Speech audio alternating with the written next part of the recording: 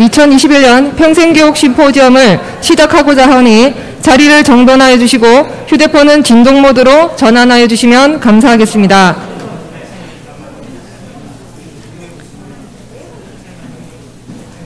반갑습니다. 오늘 사회를 맡은 이여정 주무관입니다.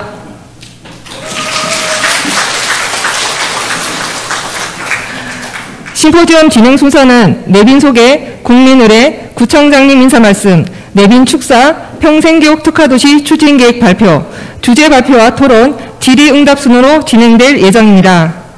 바쁘신 중에도 불구하고 오늘 심포지엄에 참석해 주신 내빈 여러분과 평생교육기관 관계자, 주민 대표분들과 실시간 유튜브로 시청하고 계시는 북구 주민 여러분께 기쁜 감사의 말씀을 드립니다. 본 심포지엄 자리를 빛내주시기 위해 소중한 시간을 내어 참석해 주신 내빈 여러분을 소개해 드리겠습니다. 한 분 한 분 소개드릴 때마다 큰 박수로 환영하여 주시기 바랍니다. 먼저 오늘 주제 발표를 해주실 분들을 소개해 드리겠습니다. 동의대학교 청소년교육학과 김진화 교수님 참석하셨습니다.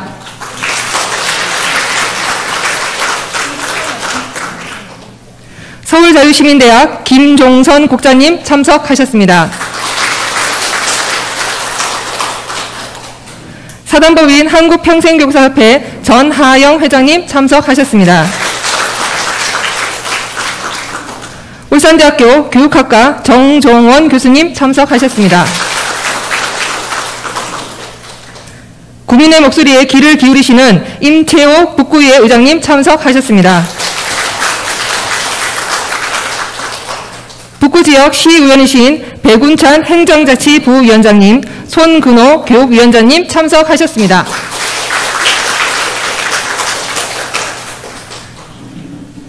북구의회 의원님을 함께 소개해드리겠습니다. 이정민 부의장님, 이주원 의원님, 임수필 의원님 참석하셨습니다. 다음으로 8개동 주민자치위원회를 일괄 소개해드리겠습니다.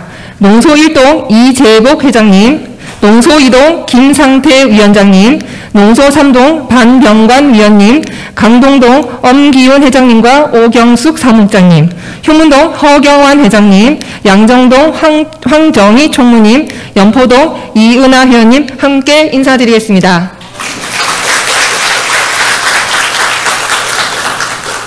다음은 평생교육 관계자분들을 소개해드리겠습니다. 평생교육협의회 및 메아리동산 김종목 시설장님, 울산인재평생교육진흥원 손지향 과장님 참석하셨습니다. 다음으로 유관기관 관계자분들을 소개해드리겠습니다. 육아종합지원센터 강원정 센터장님, 청소년문화의 집 손현정 관장님, 청년정책협의체 박진영 위원장님, 새로일하기센터 운영위원회 이준호 위원님, 종합사회복지관 양희란 과장님, 노인복지관 박유진 과장님, 장애인인권센터 박미경 사무국장님, 현대자동차문화회관 최재익 교육사님 참석하셨습니다.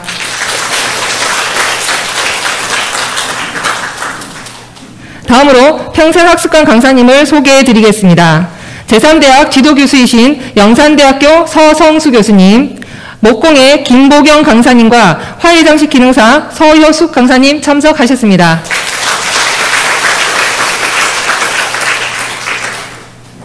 다음으로 도서관 관계자분들을 소개해드리겠습니다.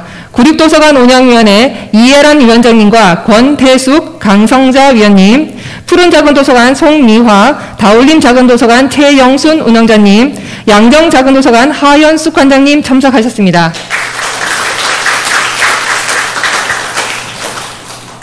오늘 이외에도 오늘 사례 발표를 해주시는 이선웅님을 포함한 우리 마을 가도나 분들과 수강생 및 자원봉사자 여러분도 참석해 주셨습니다.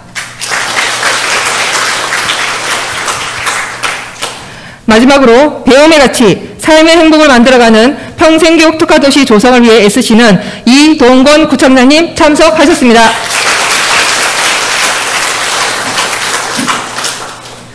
오늘 바쁘신 일정에도 행사를 빛내주시기 위해 참석해주신 모든 분들께 다시 한번 감사드리며 시간 관계상 한 분 한 분 소개드리지 못한 점 양해하여 주시기 바랍니다. 그럼 지금부터 2021년 평생교육 심포지엄을 시작하도록 하겠습니다. 먼저 국회에 대한 경례가 있겠습니다. 모두 자리에서 일어나 정면 국기를 향해 주시기 바랍니다. 국회에 대한 경례.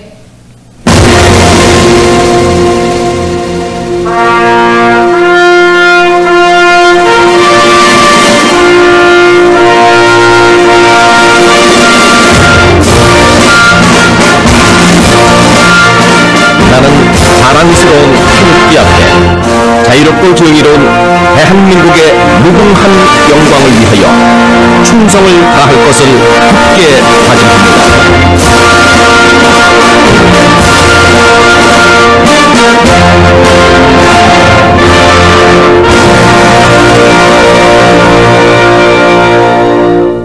바로 모두 자리에 앉아주시기 바랍니다. 이하 국민의례는 시간 관계상 생략하도록 하겠습니다. 다음은 이동건 구청장님 인사 말씀이 있겠습니다. 큰 박수로 환영해 주시기 바랍니다.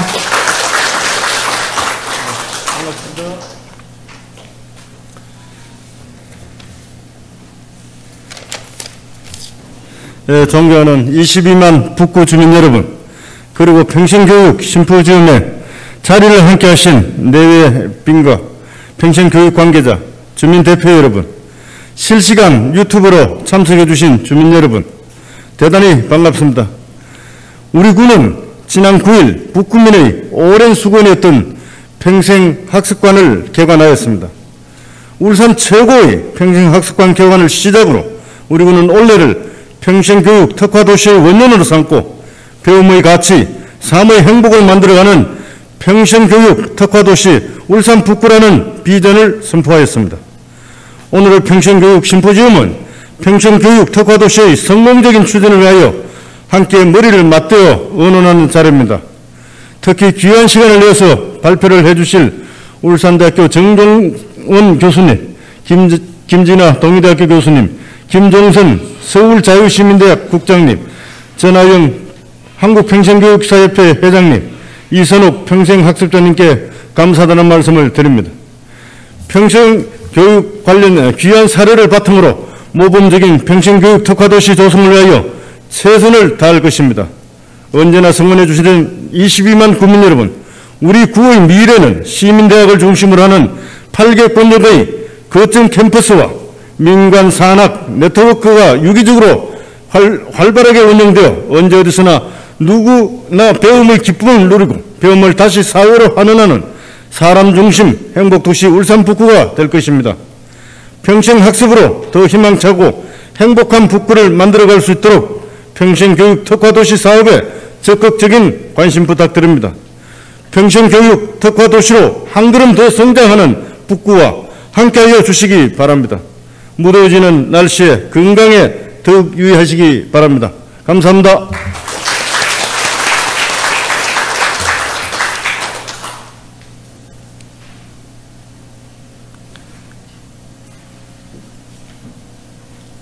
다음은 임채호 북구의 의장님의 축사가 있겠습니다. 환영의 박수 부탁드리겠습니다. 네, 반갑습니다. 북구의 의장 임채호입니다.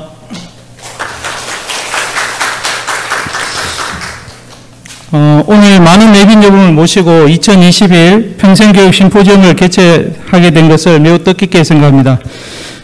오늘 토론 진행을 또 맡아주실 우리 울산대 정종원 교수님, 그리고 이제 발표를 해주실 김진아 교수님, 김종선 국장님, 전하영 회장님, 그리고 우리 평생학습자인 이선옥 학습자님께 깊은 감사의 말씀을 드립니다. 그러면 북구의 의원님들도 오셨는데 감사드리고 또 이렇게 평생학습에 평생학습도시 특화도시로 또 가는데 큰 열정을 가지고 계신 이동근 구청장님께 감사드립니다. 그리고 지역 주민들도 대표해서 주민자치위원장님과 회장님들 또 자리해 주시고 위원님들 다 같이 참석해 주셨는데 그만큼 우리 평생교육에 큰 관심이 많다라고 생각합니다. 그리고 유관 기관에 또 단체장님들도 많이 참석을 해주셨는데 더욱더 희망적이다라는 생각이 듭니다.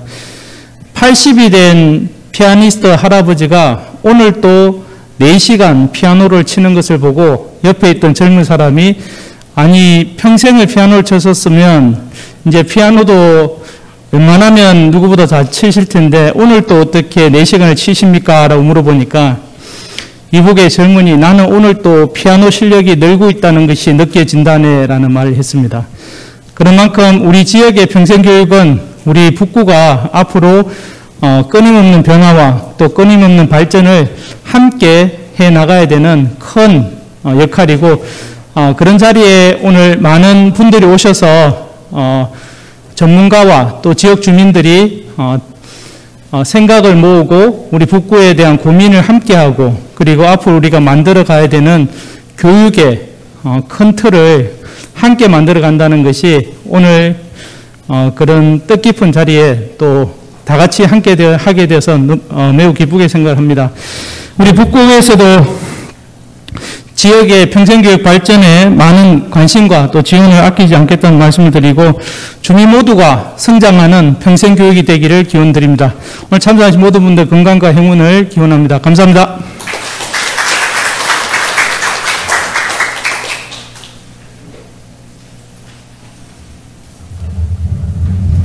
네, 이어지는 주제 발표와 질의 토론은 울산대학교 교육학과 정종원 교수님께서 진행하여 주시겠습니다. 정종원 교수님을 큰 박수로 모시도록 하겠습니다.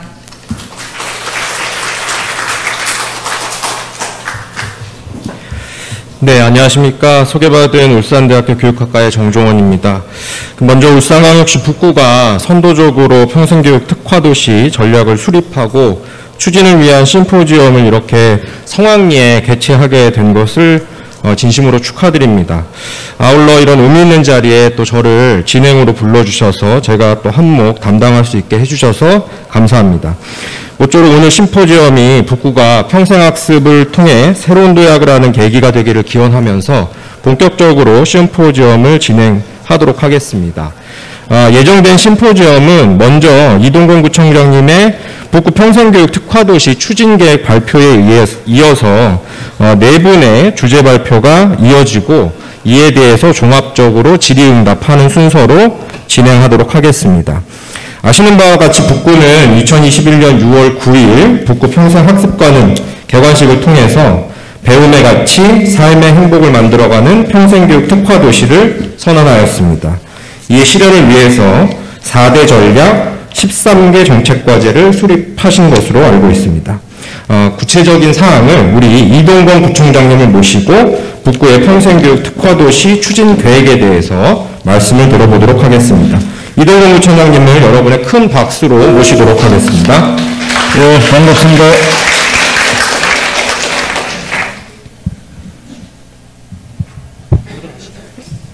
그렇지. 오늘 심포지엄에 참석해 주신 내외 귀빈 여러분 반갑습니다. 북구청장 이동건입니다. 우리 구는 지난 6월 9일 평생교육 특화도시를 선언하였습니다. 특화도시 본격적인 추진을 앞두고 내외 귀빈을 모시고 이러한 심포지엄을 개최하게 되어 매우 기쁘게 생각합니다. 지금부터 평생교육 특화도시 추진 계획을 말씀드릴까 합니다. 발표 순서는 평생교육 특화도시 추진 배경, 비전과 추진 체계, 4개의 세부 추진 과제, 로드맵 순입니다.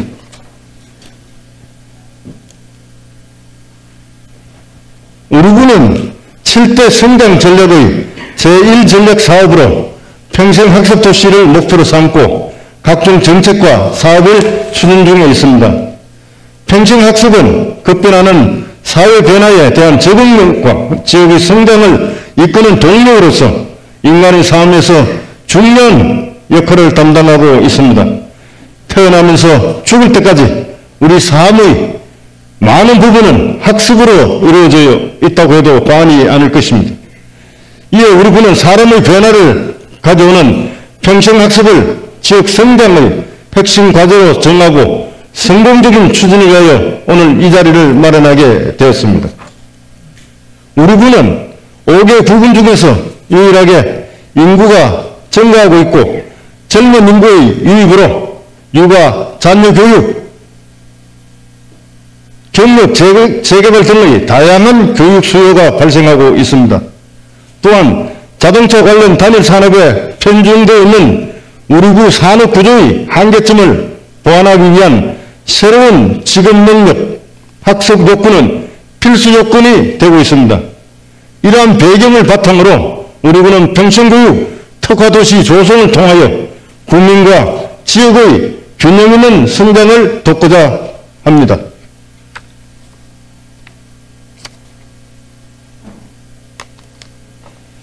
우리 구에서는 평생교육 프로그램 통계 분석과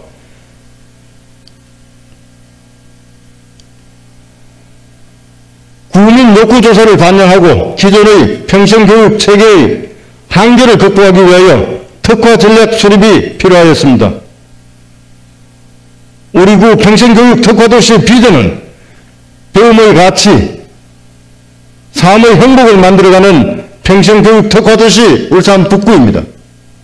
추진 목표로는 첫 번째, 평생교육 체계 구축을 통한 학습사회 실현입니다. 두 번째는 지역 성장 발전을 위한 창의적인 인적 자원 양성입니다. 추진 목표를 실현하기 위하여 4개의 전략 과제와 13개의 정책 과제, 49개의 세부 추진 과제를 수립하고 2023년까지 3개년 동안 추진하고자 합니다.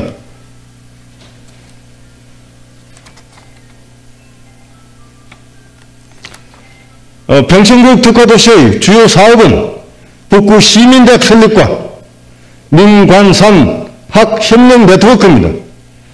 8개권역을 일상의 학습이 이루어지는 시민대학으로 조성하고 이의 원활한 추진을 위하여 민간산학협력 네트워크를 활성화하겠습니다.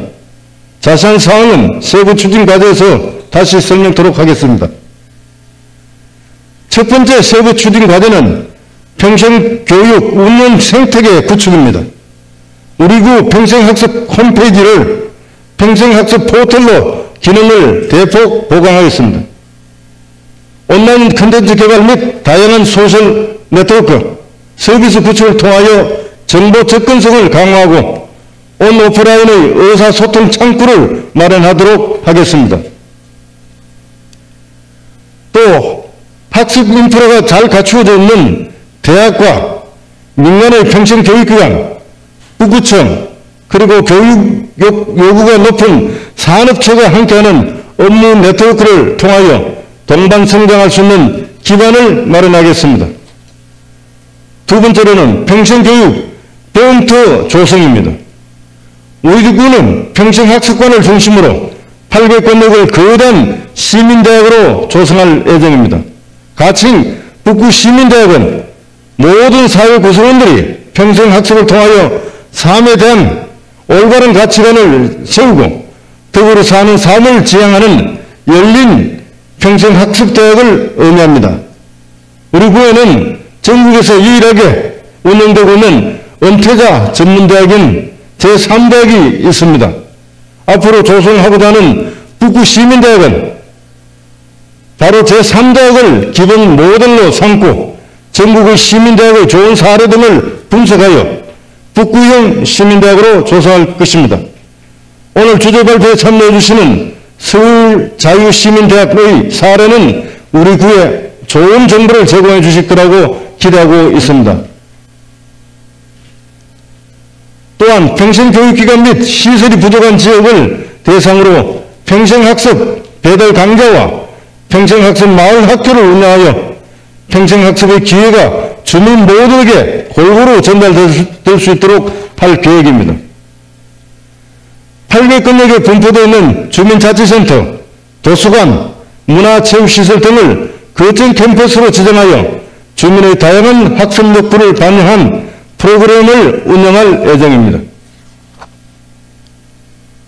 생애 단계별 평생교육 특화학교인 아동, 청소년, 청년, 어르신, 장애인, 여성 등을 대상으로 하는 기관과의 각종 교육 정보를 공유하고 운영을 지원할 계획입니다. 부족한 학습시설 확충을 위하여 수학문화관 지원, 미래교육관 및 울산마을 교육 공동체 거점센터 설립을 위한 지원에도 최선의 노력을 다하겠습니다. 세 번째로 북구형 학습 프로그램을 창출할 것입니다. 교육 수요에 비하여 상대적으로 부족한 전문적인 프로그램 및 맞춤형 시민교육 등을 통하여 국민 만족도를 높이고 질적 성장을 촉진토록 하겠습니다. 앞서 추진 배경에서 말씀드린 바와 같이 신산업 체계의 변화에 따른 지급 능력 개발 과정, 맞춤형 특화교실 운영, 창의 융합형 미래인재 육성에도 앞장서서 미래 사회를 능동적으로 맞이할 수 있도록 준비하겠습니다. 네 번째 추진 과제는 성과 평가 환류 시스템 운영입니다. 학습 이력을 효과적으로 관리하는 시스템을 구축하여 국민의 평생학습에 대한 동기를 부여하고 학습 수요 분석을 통한 정책 개발과 학습 이력 관리를 통한 발전 과제를 도출하는 등 평생교육 특화도시 사업 추진에 대한 사후 관리에도 만전을 기하도록 하겠습니다. 또한 유네스코 학습도시 사업 및 장애인 평생학습도시 조성 등을 통하여 대내외적으로 학습도시로서의 위상을 널리 알릴 계획입니다. 말씀드린 4개의 세부 추진 과제의 성공적인 추진을 위하여 연도별 추진 로드맵을 설정하였습니다. 세부적인 참고사항은 배부해드린 자료를 참고하여 주시기 바랍니다. 이상으로 말씀드린 평생교육 특화도시 추진계획은 구청장인 저를 포함한 많은 분들의 몇 달간의 고민이 고스란히 담겨 있습니다. 이후에 있을 주제 발표와 토론을 통하여 수정 보완하여 다같이 만들어가는 평생교육 특화도시 울산 북구가 되기를 희망합니다. 이것으로 평생교육 특화도시 추진계획 발표를 마치도록 하겠습니다. 경청해 주셔서 감사합니다. 고맙습니다.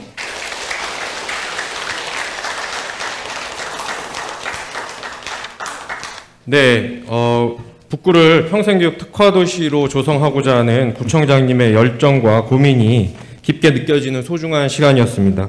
우리 이동건 북구청장님께 다시 한번 큰 박수 부탁드리도록 하겠습니다. 네, 감사합니다. 다음은 본격적으로 평생교육 관련된 주제 발표를 진행하도록 하겠습니다. 첫 번째 주제 발표를 해주실 동의대학교 김진아 교수님을 간략하게 소개해드리고자 하겠습니다. 김진아 교수님은 울산 북구가 평생학습도시 사업을 시작했던 2008년도에 평생교육 중장기 계획 수립에 참여해 주시고 이후로도 북구의 평생학습 발전을 위해서 많은 도움과 조언을 아끼지 않고 계십니다. 교수님이 집필하신 책이라든지 논문들은 저희가 평생교육 관련 분야의 교과서로 쓰일 만큼 평생교육 분야에 굉장히 많은 학문적 업적을 가지고 계신 교수님이라고 소개해 드릴 수 있겠습니다. 우리나라 평생교육 관련 정책 및 발전 방향에 대해서 중요한 정보를 주실 우리 김진아 교수님을 여러분의 큰 박수로 모시도록 하겠습니다.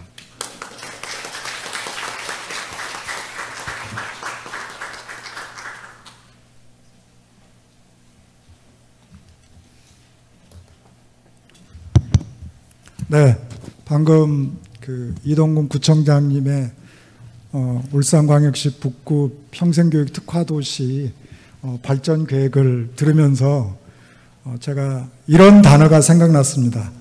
와우.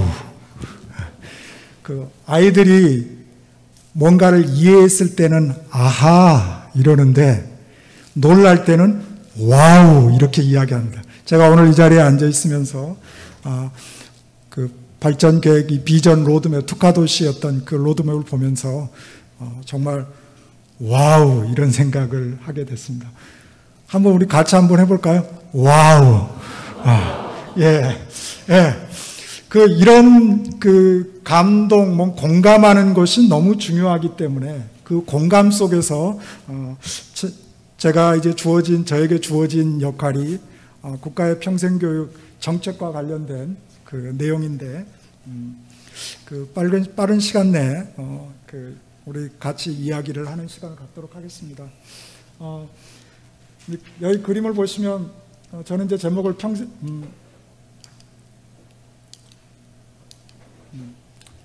제목을 보시면 평생교육 정책과 울산 북구의 평생학습 행정의 둥지틀기 이렇게 잡았습니다.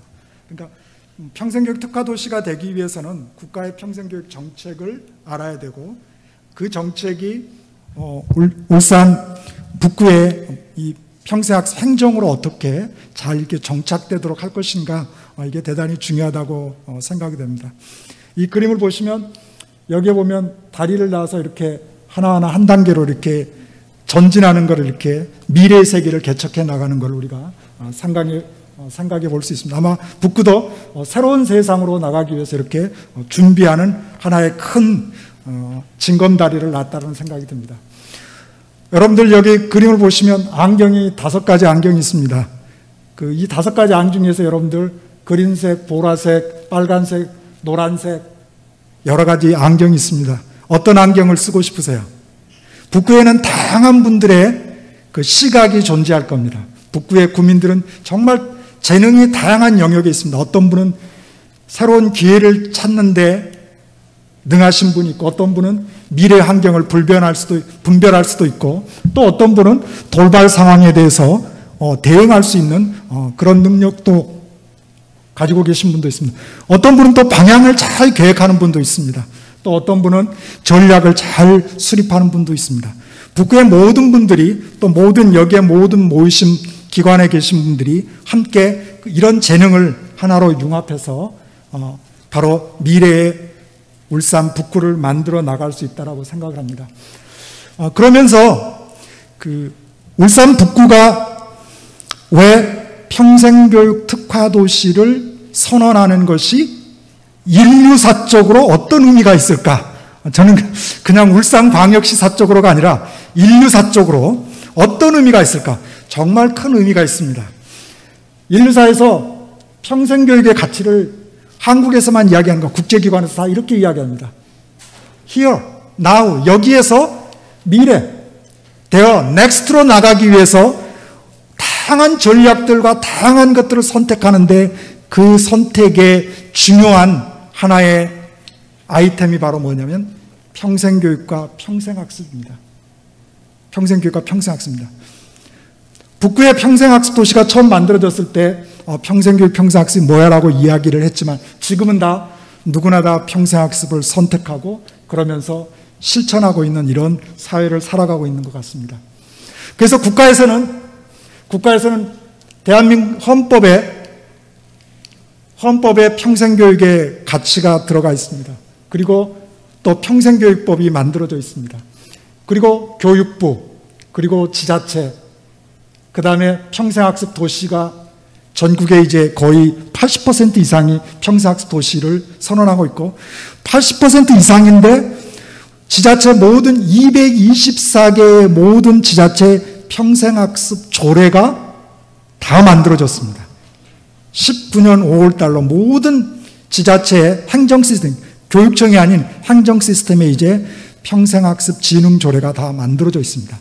그렇다면 이거는 평생학습이 이제는 어느 지자체에서나 이제는 선택하는 것이 아니라 필수사항이 됐다라고 말할 수가 있습니다. 그러면서 국가에서는 국가평생교육진흥원, 시도 평생교육진흥원을 만들면서 또 울산에는 5개 구군이 다 평생학습 도시로 선정돼서 각자 이렇게 노력을 하고 있습니다.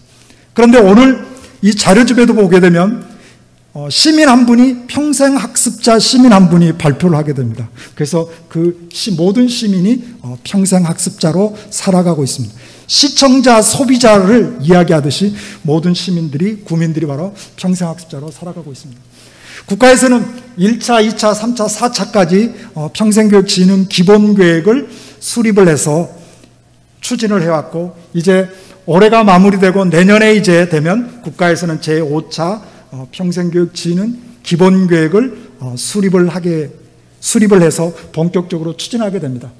그동안에 있었던 거는 이 개인과 사회가 함께 성장하는 지속가능한 평생학습 사회, 여기서 중요한 포인트는 개인과 사회가 함께 성장, 함께 성장.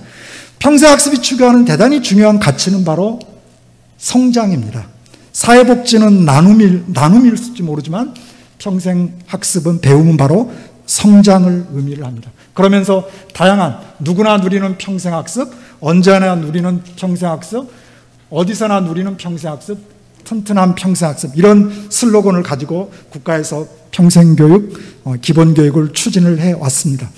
그 와중에서 울산 북구는 훌륭하게 그동안 많은 것들을 해왔고, 그러면서 오늘의 이와 같은 큰 자리를 마련했다라고 생각을 하게 됩니다. 이제 국가에서도 평생학습 체제라는 것이 이제 완성이 됐습니다. 바로 북구에 바로 평생교육, 평생학습이 하나의 행정 시스템 속에서 조례와 어우러져서, 법률체계와 어우러져서, 하드웨어 시설과 어우러져서 모든 체제를 만들듯이 국가에서도 이와 같은 체제를 만들어냈습니다.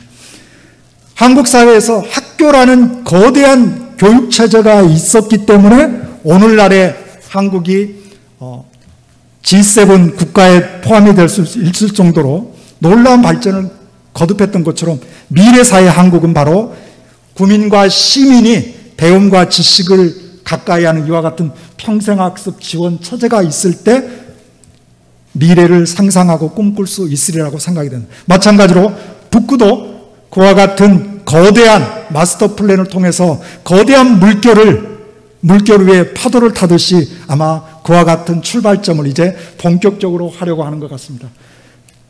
그렇게 하기 위해서 국가에서는 바로 교육과 복지, 고용, 그 다음 문화, 이와 같은 것들을 연계를 해서 평생학습을 확산시키고 노력하고 있습니다. 그러면 평생교육에 다양한 정책들이 많이 있는데 이 정책들이 너무 종류가 다양한데 그 정책들의 종류를 다 일일이 나열하면 어려울 것 같아서 제가 쉬운 버전으로 한번 만들어 봤습니다. 자, 평생학습이 왜 필요하냐면 여러분들 보세요. 누구나 다 한글을 배우겠죠. 새싹이 되기 위해서 한글을 배웁니다. 그리고 글을 깨우친 사람은 노란 버스를 타고 학교에 가게 됩니다. 학교에 간 사람은 졸업을 하게 되면 청운의 꿈을 꾸고 일자리, 직업세계로 나가게 됩니다.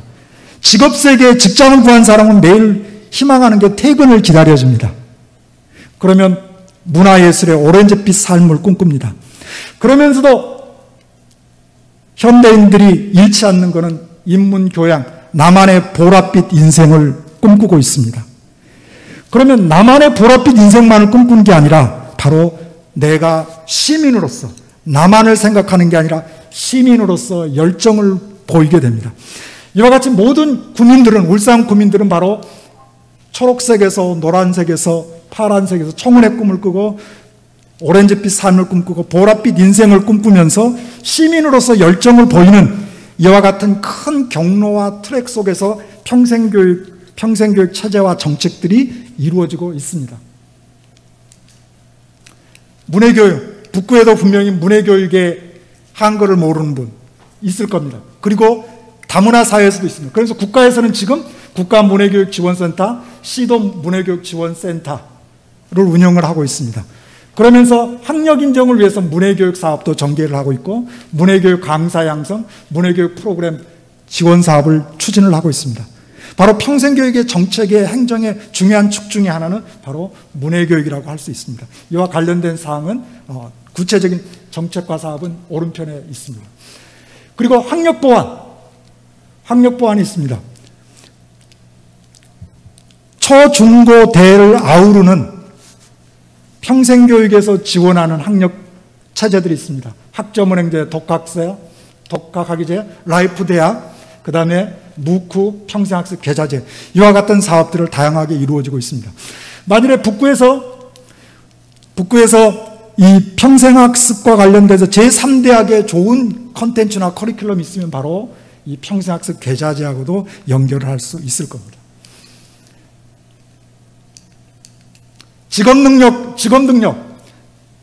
사람은, 국민은, 시민은 누구나 다 일과 관련돼서 삶을 생활할 수밖에 없습니다. 그래서 이와 같은 평생교육과 관련을 통해서 직업과 일자리와 관련된 다양한 사업들을 우리가 구상을 해볼 수가 있을 겁니다.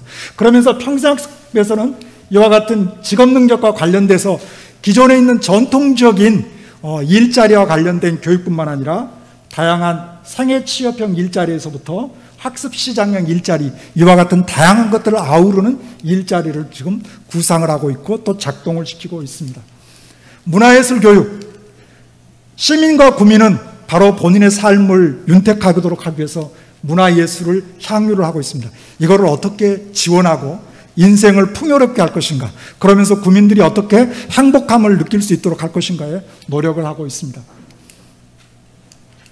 인문교양, 모든 시민들이 꿈꾸는, 구민들이 꿈꾸는 보랏빛 인생의 삶을 위해서는 반드시 교육과 학습, 배움이 어우러질 때 가능을 하게 됩니다.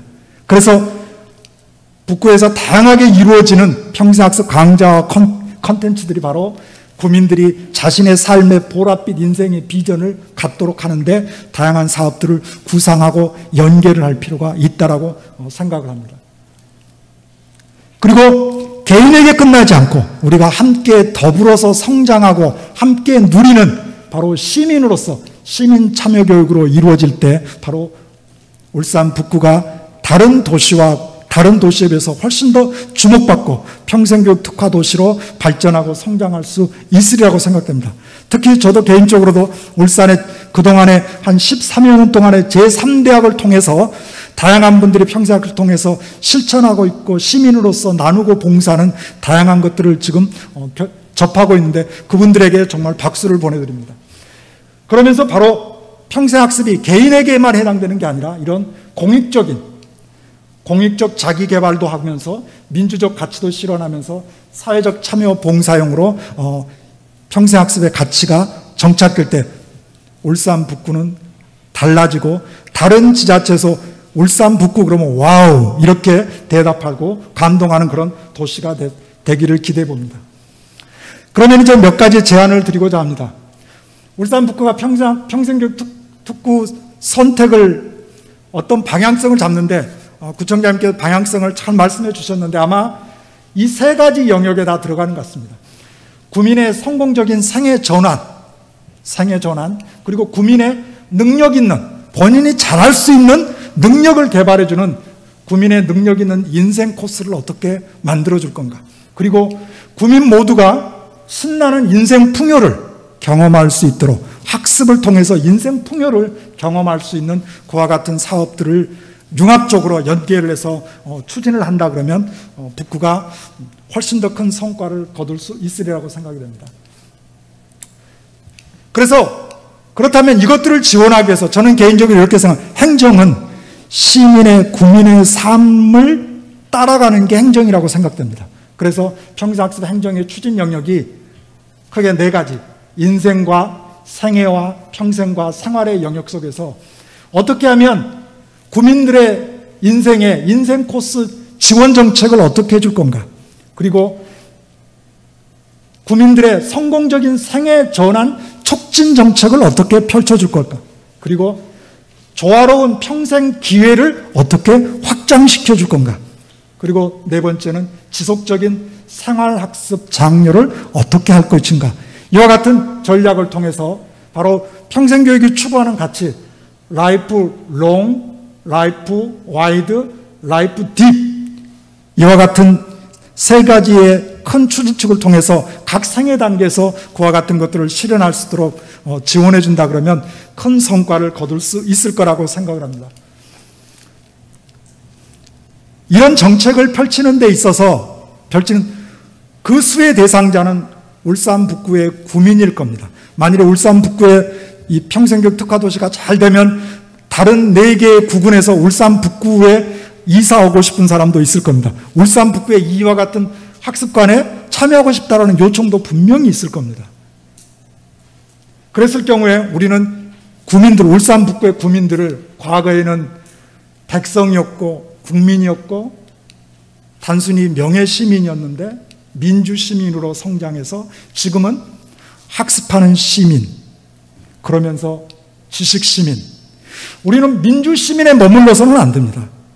바로 민주시민을 넘어서 학습하는 시민, 지식시민. 여기서 지식시민이라고 하는 말은 무슨 말이냐면 시민이 스스로 세상을 이해하고 세상을 실천하는 겁니다. 지혜롭게 세상을 이해하고 실천해 나가는 것이라고 할 수가 있겠습니다. 그래서 북구에서 사업을 추진하면서 학습시민과 지식시민을 지원하는 행정과 사업을 구상할 필요가 있다고 생각을 하게 됩니다. 이런 와중에서 이미 북구에는 평생학습 도시를 그동안 추진하면서 여러분들도 여기에 앉아 계신 분들은 많은 분들이 직접 목격하실 수 있을 겁니다.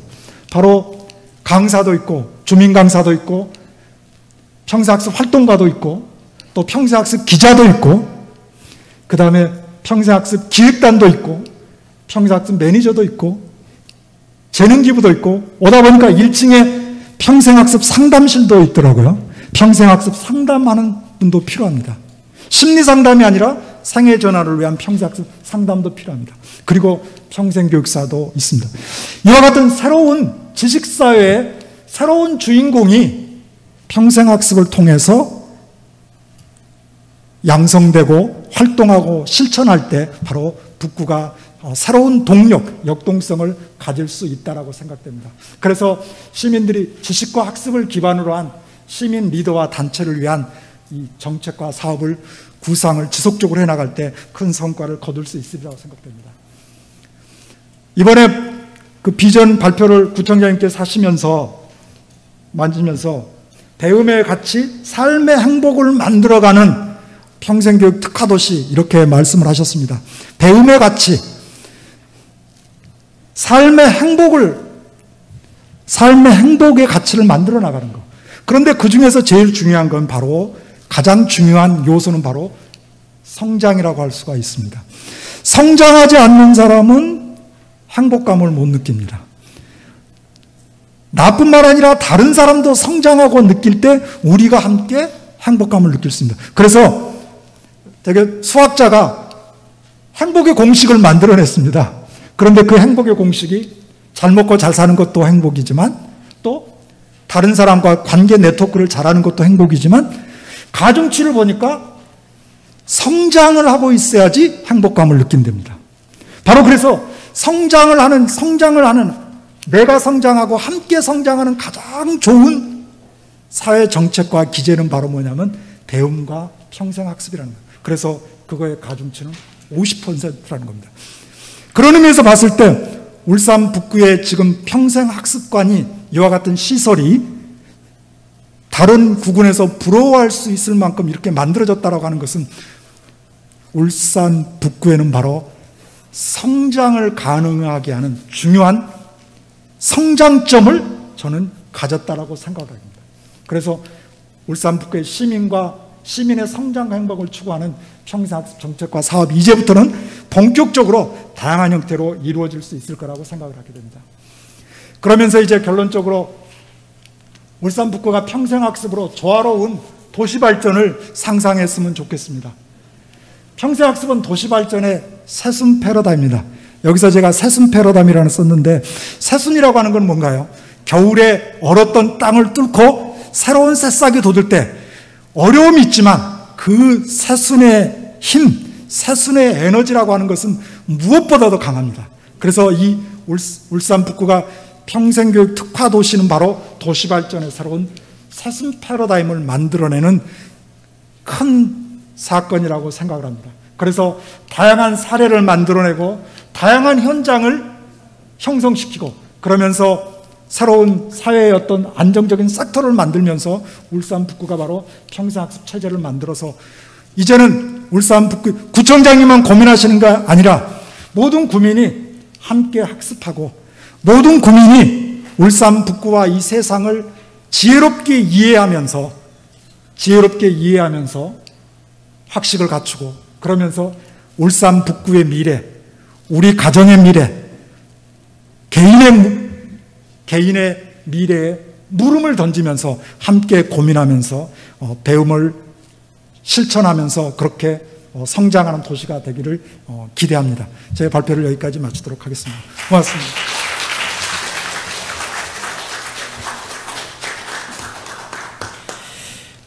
네, 평생학습은 개인과 사회의 동반 성장을 지향하는 것이다.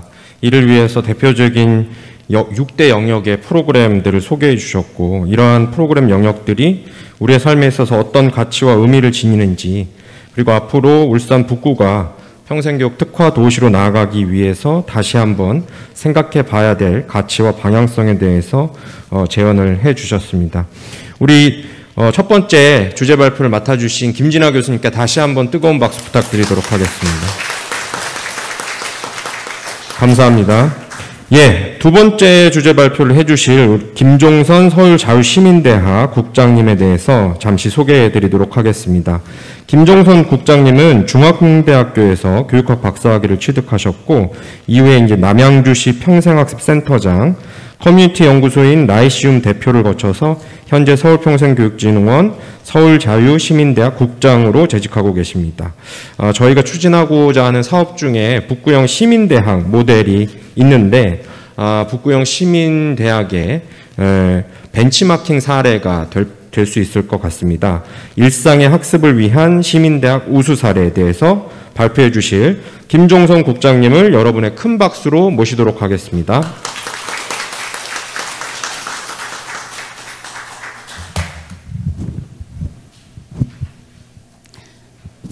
네, 안녕하세요. 김종선입니다. 오늘 평생학습 심포지엄에 저를 초대해 주셔서 감사드리고, 지역의 구청장님 비롯해서 의장님 그리고 시의원, 구의원님들까지 이 평생학습 도시를 만들기 위한 열정이 얼마나 큰지 제가 이 자리에 와서 무척 놀라면서 정말 와우하면서 느꼈습니다. 앞으로 울산 북구가 굉장히 기대된다, 이런 생각이 들었고, 저 시민대학의 사례는 2013년부터 시작되었는데, 이 사례가 저희는 시행착오가 굉장히 많았는데요. 저희 사례를 좀 전해줌으로써 울산 북구는 그것보다 훨씬 더 좋은 모델을 만들어 나가시기를 바라면서 사례를 공유해 드리도록 하겠습니다. 시민대학 캠퍼스입니다. 원래 시민대학은 2013년에 서울시에서 운영하게 되었는데, 이 시민대학이 만들어진 이유는 이렇습니다. 현재 여기 주민자치위원회 위원장님도 계시고 그런 것 같은데, 사실 지역에는 평생학습의 프로그램들을 운영하는 곳이 아주 많지요. 그리고 대부분은 그 프로그램의 난이도라든가 주제 영역이 굉장히 협소해서 거의 비슷한 프로그램들이 운영되어 있는 현실입니다.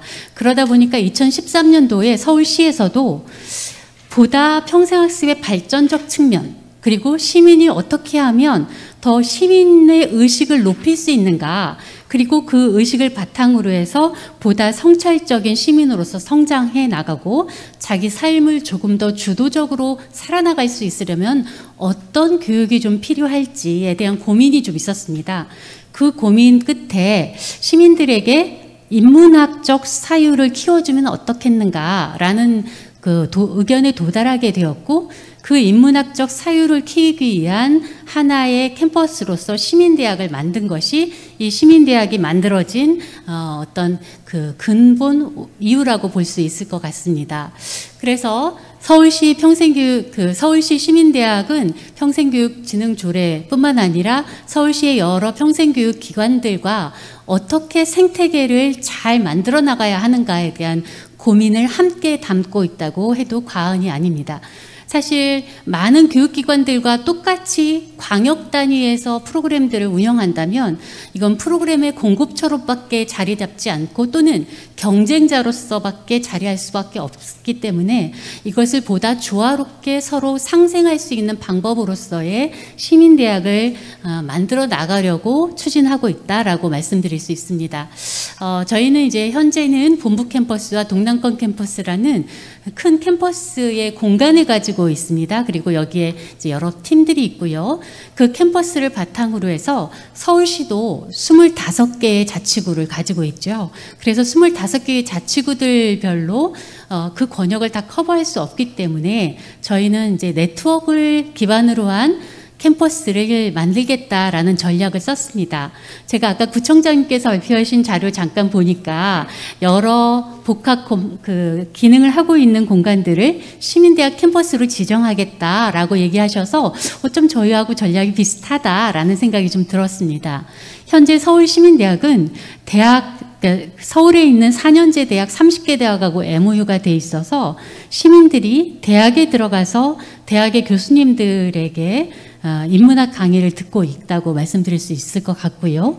민간연계 시민대학으로 해서 인문단체, 기업, 또 여러 민간들하고 네트워크하고 있는 캠퍼스를 운영하고 있습니다. 이런 부분들은 약간의 공모사업을 펼쳐서 운영하고요. 뒤에 잠깐 더 이야기 드리겠습니다. 또 하나는 대사관 연계 시민대학인데요. 이 부분은 서울이 좀 가질 수 있는 아주 강점이기도 하죠. 서울에 있는 대사관들과 외교라는 컨텐츠를 어떻게 시민들의 삶 속으로 끌어올 수 있을까에 대한 고민으로 출발했다고 볼 수 있을 것 같습니다. 그리고 권역별로의 캠퍼스를 저희는 이제 구상하고 있는데, 첫 번째 권역별 캠퍼스로는 동단권 캠퍼스로 해서 올해 4월에 오픈을 하게 되었습니다. 자, 그러면 시민대학에서는 어떤 교육을 하고 있는가에 대한 설명인데요. 아까 북구에서 하고 있었던 제3대학과는 조금 다른 방향으로 움직였다고 말씀드릴 수 있을 것 같습니다. 무엇보다도 시민성을 높이기 위한 교육들이 좀 필요하다라는 출발에 있었기 때문에 시민학, 서울학, 생활환경학, 사회경제학, 미래학이라는 조금은 독특한 영역의 교육들이 좀 펼쳐지고요. 그리고 그 안에 이제 인문학, 다양하게 펼쳐지고 있는 도서관이라든가 주민자센터에서 펼쳐지고 있는 인문학과 문화예술학이 함께 되어 있습니다. 특히 서울학과 시민학 영역에서는 무엇보다 시민들이 이 정도는 서울에 대한 지식과 이 정도는 시민의식 측면을 갖춰줬으면 좋겠다라는 것을 담고 있고요. 생활환경학은 요즘에 이제 기후변화라든가 앞으로 미래사회에서 우리가 좀 추구해야 할 방향들을 생활환경학과 사회경제학, 미래학에서 담고 있습니다. 이런 교육과정들은 이곳에서도 아까 평가 환류 시스템을 얘기하셨는데, 저희도 마찬가지로 자문단을 운영하면서 각 학과별로 자문회의를 통해서 교육과정들을 설계하고 정리를 하고 있습니다. 시민대학에서 제가 우리 북구에 한 가지 좀 제안을 해드리고 싶은 영역이기도 하고, 또 이것이 좀 전체적으로 평생교육 측면에서 전체적으로 필요하다라고 제안하는 부분이 이 시민학위제인데요. 꼭 학위라는 이름을 갖지 않아도 괜찮습니다.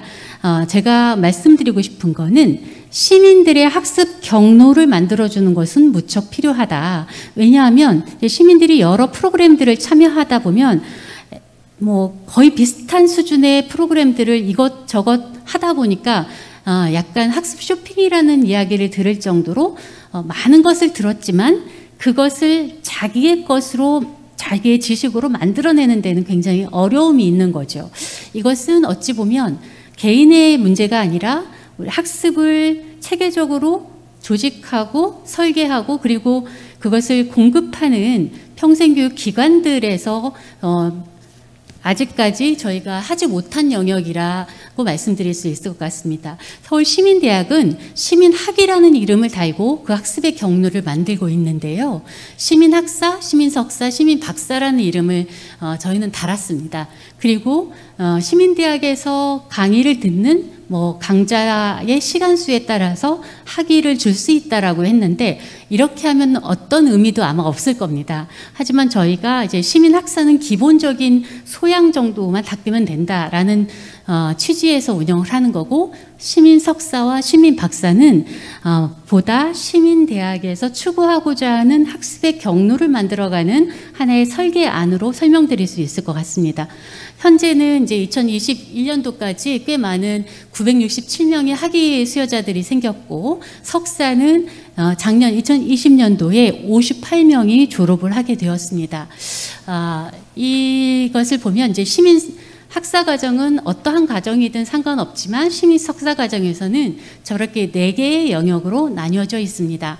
총 이수해야 하는 시간은 200시간인데 그 200시간 안에 시민대학에서 들어야 하는 공통과정, 그리고 전공 세미나, 졸업연구, 시민대학의 강좌를 듣는 것, 뭐 요 정도로 구성되고 있습니다. 여기에서 공통과정을 개발한 이유가 어찌 보면 이게 시민대학의 정체성과도 맞물려 있다고 볼 수 있을 것 같은데요. 시민대학의 석사 정도가 되면 이 정도의 사유의식을 가지고 있으면 좋겠다라는 취지에서 만들어진 과목입니다.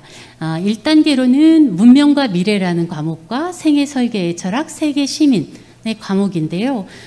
누구나 시민대학의 석사 과정에 들어오면 자신의 생애를 한 번쯤은 다시 설계해 볼 수 있어야 하는 역량, 그리고 앞으로의 미래가 어떻게 변화해야 할지에 대한 고민, 그리고 내가 하나의 세계 시민으로서 나는 어떻게 사람들과 관계 맺음을 해야 하는가에 대한 내용이 되어 있고요.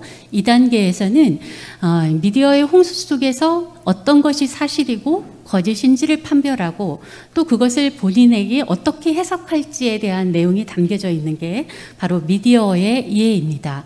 그리고 윤리와 논쟁에서는 어떤 사실에 대해서 다른 사람들과 옳고 그름 또는 다름을 함께 이야기해보고 논리적으로 그것이 타당한지를 점검해보는 사람으로서 해볼 수 있는 기회로서 내가 이야기하고자 하는 것을 다른 사람들과 좋은 관계 안에서 논리적으로 이야기할 수 있는, 토론할 수 있는 역량을 키우는 것이 바로 공통과정 안에 담겨져 있다고 볼 수 있을 것 같습니다. 그리고 나서 본인이 그동안 시민대학에서 들었거나 아니면 뭐 여러 교육기관들에서 들었을 때에 가장 관심 있었던 연구 주제를 하나 선택하고 그 연구 주제를 바탕으로 해서 전공 세미나, 뭐 대학의 석사 과정이나 박사 과정에서 교수님이 전공을 지도해 주시는 그런 역할을 하고 계시잖아요. 그런 것처럼 시민대학에서도 전공 교수님과 학습자를 연결해서 그 학생들이 연구하고자 하는 연구 과제를 과정별로 지도하는 측면의 전공 세미나를 저희는 운영하고 있습니다. 그 전공 세미나를 끝내고 나면 졸업 과제를 만들어내야 하는데 그 졸업 과제는 논문이 아니어도 되고 보고서라든가 아니면 책자라든가 또는 동영상이라든가 혹은 연극이라든가 동영상이라든가 이것은 시민들이 자유롭게 선택할 수 있도록 되어 있습니다. 이렇게 해서 시민대학의 이제 교육과정이 운영되고 되는데, 그러고 나면 이제 발표회가 있습니다. 이 중간 발표회와 최종 심사 이게 있는데 저희는 이 중간 발표회를 작년에 처음 하면서 시민들 여기에 참여하시는 분들이 자기 주제만 발표하는 게 아니라 다른 사람의 주제를 같이 들으면서 상호학습하는 기회를 갖도록 했습니다. 저 사람의 연구 주제는 어떤 것이고 어떤 방식으로 과제를 하고 있구나를 들음으로써 또는 피드백을 받음으로써 조금 더 발전할 수 있는 그런 세미나를 운영했다고 볼 수 있을 것 같습니다. 이 최종 발표, 그러니까 중간 발표든 최종 발표든 간에 이것은 하나의 시민들이 내가 여기까지 학습하고 있습니다 라고 하는 발표의 장이자 축제, 학습의 축제라고 볼 수 있을 것 같은데요. 저희는 이것을 시민대학에서는 아주 전통적으로 만들어 나갈 전통적인 문화로 만들어갈 예정입니다.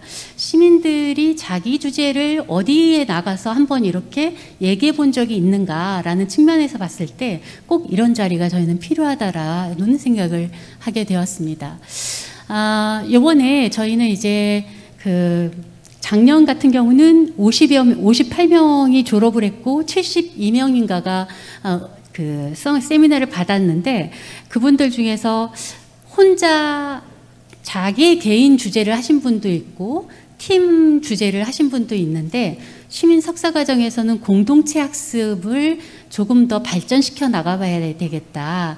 그래서 그 공동체에 있는 그 그룹끼리 함께 과제를 선정하고 각각 역할 분담을 통해서 자기가 맡아야 하는 부분들을 팔로우하는 그런 방식의 연구 주제를 올해부터는 운영해 나가려고 합니다. 물론 개인 주제도 있고요. 그래서 이번 연도에는 범주형 연구와 자유형 연구가 두 개로 나뉘어져 있습니다. 그래서 범주형 연구에서는 팀별 연구 주제를 만들어내는 것, 그리고 자유형에서는 개별적으로 연구를 하는 것으로 되어 있습니다. 하다 보니까 또 이 결과를 만들어내기 위해서는 글쓰기 역량이 꼭 필요하더라고요. 그래서 글쓰기 역량과 논리 영역을 함께 서브 졸업 선수 과목으로 만들어줘서 시민들이 자기의 지식을 체계적으로 구축하는 데 있어서 필요한 교육들을 좀 지원하는 방식으로 운영하고 있습니다. 네, 이건 넘어가고. 저희가 이제 이번에 하면서 이제 아까 말씀드렸던 7개 학과 중에서 5개 영역은 공통의 범주형 연구를 할 수 있도록 만들었는데, 그 중에 이제 서울학이나 이런 거는 시민들이 공통으로 학습하려다 보면 개인적으로 그 영역에 대한 지식의 범주가 다르고 또 지식의 어떤 난이도나 이런 면에서도 좀 다르기 때문에 이것을 어느 정도까지 끌어올려 줄 필요가 있다라는 생각이 좀 들어서 그 세미나 내에서도 한 4주 정도는 같이 학습하고 나서 연구 주제를 선택하고 그 이후에 그 그룹별로 연구를 하는 방식으로 운영했습니다. 서울학 같은 경우는 결과물을 이런 것들을 낼 수 있겠다라는 예시를 좀 들어서 뭐 서울의 경북공 서수의 종류와 상징성 스토리텔링 뭐 이런 것들이 있는데요. 또 시민학 영역에서는 저희가 작년에 시민학의 영역 중에서 결과를 내신 분 중에서 주민자치회의 감사 역할을 하신 분이 있으셨어요. 그래서 그 감사 역할을 하신 분이 내가 주민자치회의 감사인데 도대체 행정에서 내려온 뭐라고 해야 되죠? 내려온 것에 감사는 어떤 일을 한다, 뭐 주민자치회는 어떤 일을 한다라는 가이드라인 같은 것들을 보면 도대체 이해할 수가 없다는 거예요. 그래서 이분들이 안 되겠다. 그러면 주민자치회에서 할 수 있는 시민들이 보고 가장 적절한 가이드라인을 우리 만들어 보자. 이게 이제 이분들의 석사 졸업 연구 과제가 된 거죠. 그래서 이분들은 주민자치위원들에게 가서 설문조사도 하고 인터뷰들을 하면서 회장은 어떤 것들을 해야 하는지, 감사는 어떤 걸 해야 하는지, 또는 이제 그 안에서 쓰여지는 행정 서류 또는 제출하라는 서류는 어떻게 쓰는 것인지를 아주 세세하게 기록해서 하나의 주민자치회 가이드라인을 만들어낸 것들이 있거든요. 그런 연구 결과물들을 시민의 힘으로 만들어냈다는데 저희는 굉장히 감동했었습니다. 아까 김진아 교수님께서 얘기하셨던 지식시민이라는 측면을 바라보면 학습해서 본인들의 경험과 그동안 배웠던 것들이나 추구해야 할 것들을 찾아가면서 나름대로의 지식을 체계화하고 그것을 결과로 만들어낸 것은 시민이 자기 지식을 체계적으로 만들어낸 데서 굉장히 의미가 있는 거거든요. 이제까지 시민은 어찌 보면 다 주어져 있는 혹은 이미 완성되어 있는 지식 체계를 듣고 이해하는 그런 이제 공급자가 아니라 수혜자의 측면에서 있었다면 이런 연구를 직접 해보고 글을 써보고 하면서 본인의 지식들을 체계화해서 새로운 지식을 그 개인만의 지식을 만들어내는 데에 대단한 의미가 있었다라고 볼 수 있을 것 같습니다. 이렇게 하니 시민들은 굉장히 달라지더군요.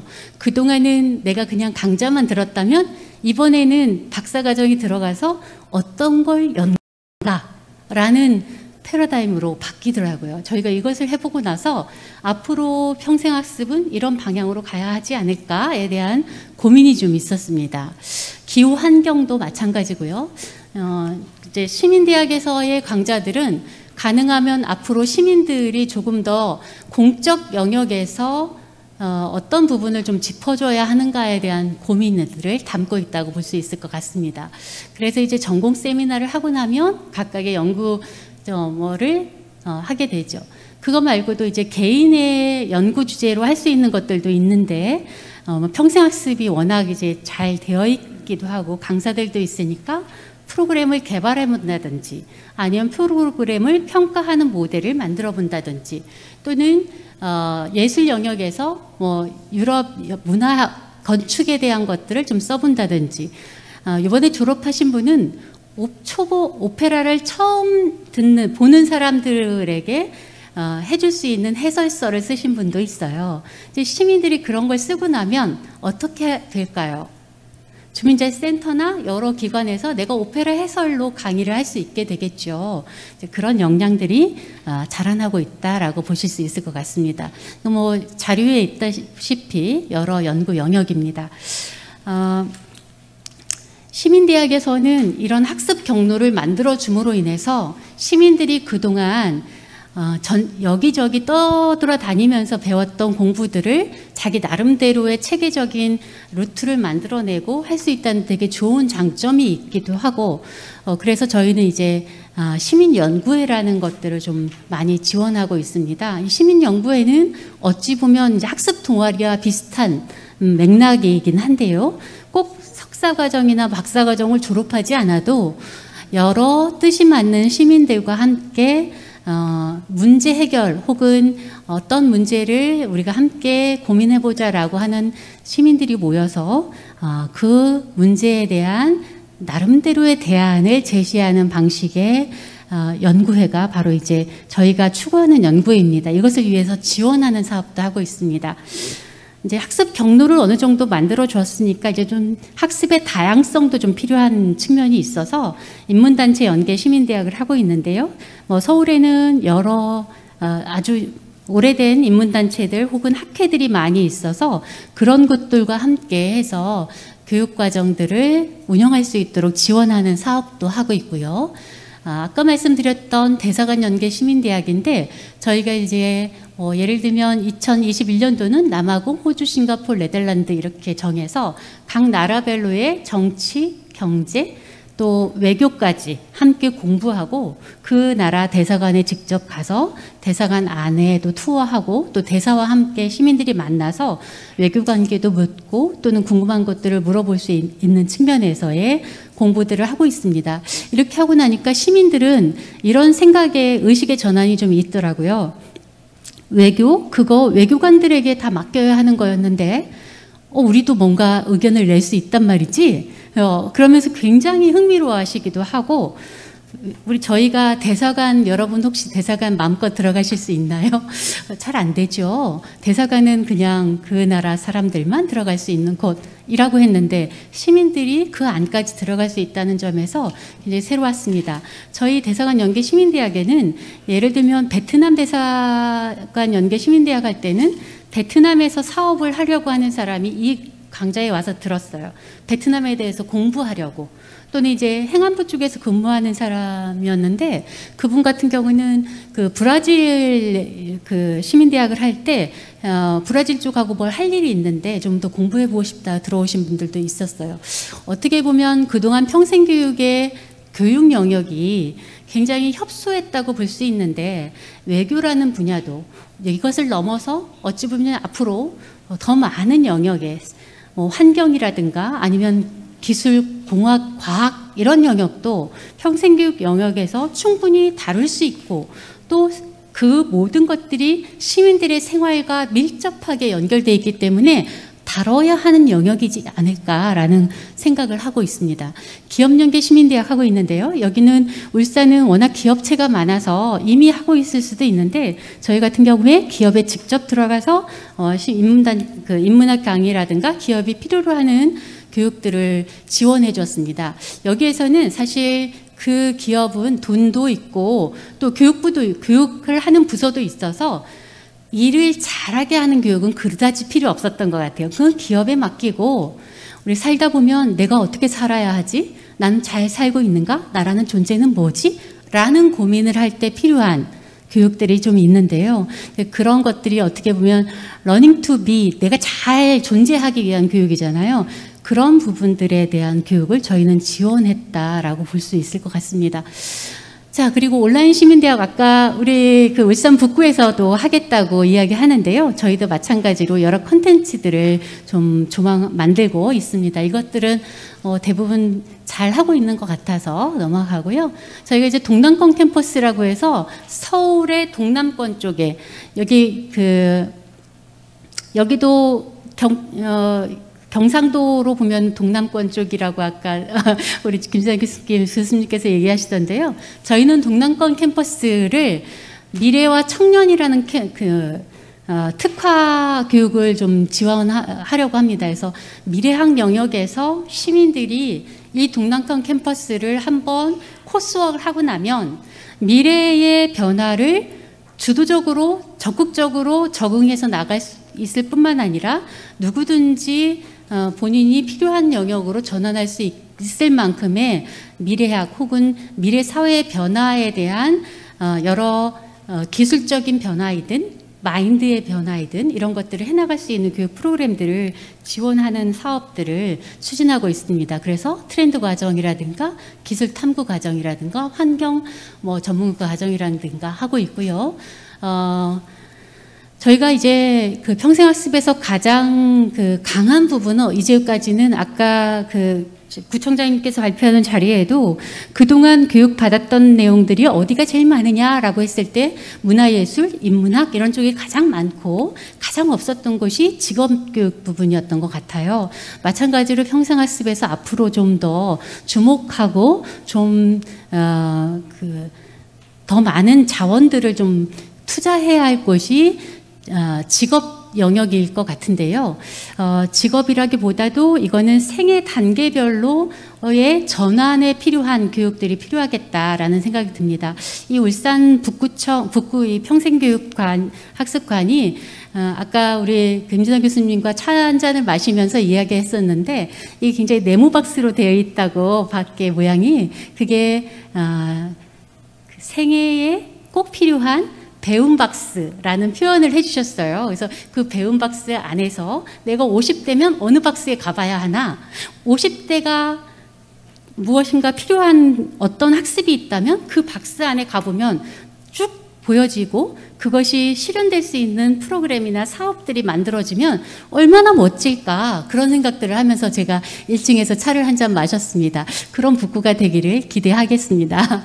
네, 그리고 저희는 이제 세이프런 키트라고 해서 코로나19 때문에 서울에서는 자가격리자가 굉장히 많았습니다. 그래서 평생학습 꾸러미를 만들어서 집집으로 배달해주는 그런 사업들도 했는데요. 굉장히 반응들이 좀 있었다라고 할 수 있을 것 같습니다. 이제 시민대학이 앞으로 어떻게 발전해야 하는가에 대한 저희 시민대학, 서울시민대학의 답은 여러 권역별의 캠퍼스를 약간 이제 대학에 가면 공과대학도 있고 인문대학도 있고 사회과학대학도 있잖아요. 예술대학도 있고 그런 것처럼 권역별의 대학들을 저런 이제 컨텐츠로 좀 나누고 그것이 전체가 어우러지게 되면 시민종합대학을 만드는 것이다라는 생각을 가지고 새로운 성인들의 종합대학 모델을 만들어 나가는 게 저희의 비전이라면 이제 우리 울산 북구는 어떤 비전을 꿈꿔야 할까라는 고민도 한번 해보셨으면 좋겠다. 저는 이제 조금 더 광역 단위에서 있다 보니까 우리 북구가 시민대학을 잘 만들어서 운영하는 것도 좋지만 북구 말고 여러 구들과는 어떤 관계 맺음을 할 것인가, 그리고 그것이 광역 단위에서 울산의 광역 단위에서 그것이 평생학습의 생태계든 학습의 단계가 어떻게 잘 단계별로 연결될 것인가에 대한 고민도 해보셨으면 어떨까라는 제안을 드리면서 발표를 마치겠습니다. 경청해 주셔서 감사합니다.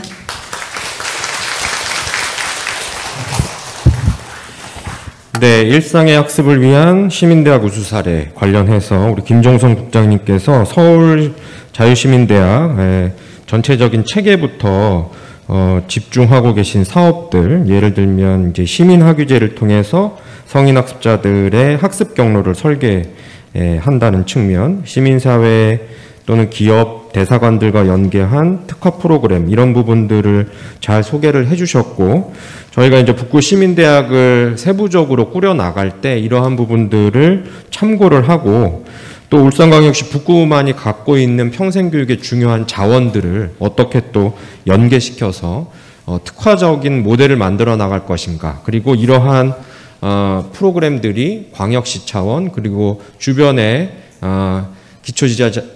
기초지방자치단체와의 협업을 통해서 울산 시민 전체로 확산될 수 있는 그런 어떤 모델들을 수립해 나갈 필요가 있다라는 부분들을 다시 한번 상기할 수 있었던 그런 시간이었습니다. 우리 수고해 주신 김종선 국장님께 다시 한번 박수 부탁드리겠습니다.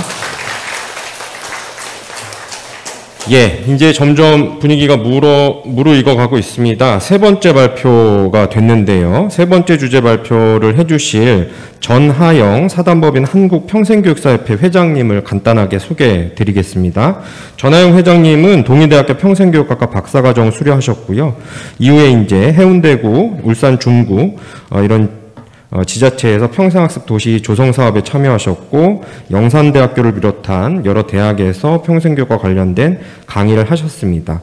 현재는 사단법인 한국평생교육사협회, 저희가 이제 평생교육 영역의 실무가 국가자격증으로 이제 평생교육사가 있는데, 가장 평생교육사의 제일 이제 대표적인 단체라고, 전문직 단체라고 볼 수가 있겠죠.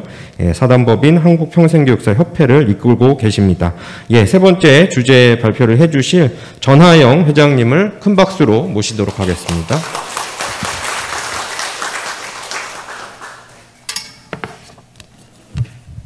네, 반갑습니다. 울산 북구는 저도 나름대로 좀 인연이 있어서 늘 관심을 갖고 있는 지역이기도 하고요. 개인적으로 오늘 북구에 대한 이야기가 계속 나오고 있는데, 제가 사는 곳도 북구입니다. 부산 북구인데요. 부산 북구와 울산 북구가 살짝 비교가 되면서 부러워해야 되는지 라는 생각을 했는데요. 유튜브로 라이브 진행이 되고 있다길래 생략하도록 하겠습니다.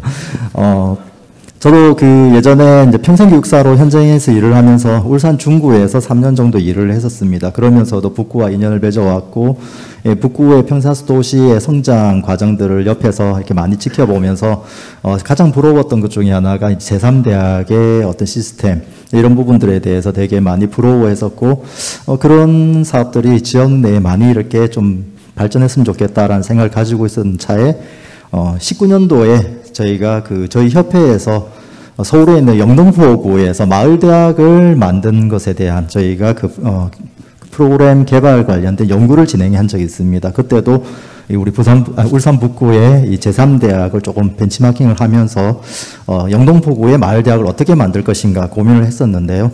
올해 영등포구가 이제 본격적으로 마을대학 프로그램들을 진행하고 있기에 아마 우리 또 울산 북구에서 시민대학을 만드는 데 있어서 비슷한 지역에서 이루어지고 있는 사업들에 대해서도 벤치마킹 하시는 것도 괜찮겠다, 이제 그런 생각이 들었는데요. 아무튼 이제 우리 울산 북구는 2012년도에 이제 평생학습 도시로 이제 지정을 받았습니다. 우리나라의 이제 평생학습 도시 이제 지정 사업이 2001년도부터 본격적으로 이제 교육부가 시작을 해서 현재 226개 지자체 중에 181개가 평생학습 도시로 되어 있고요.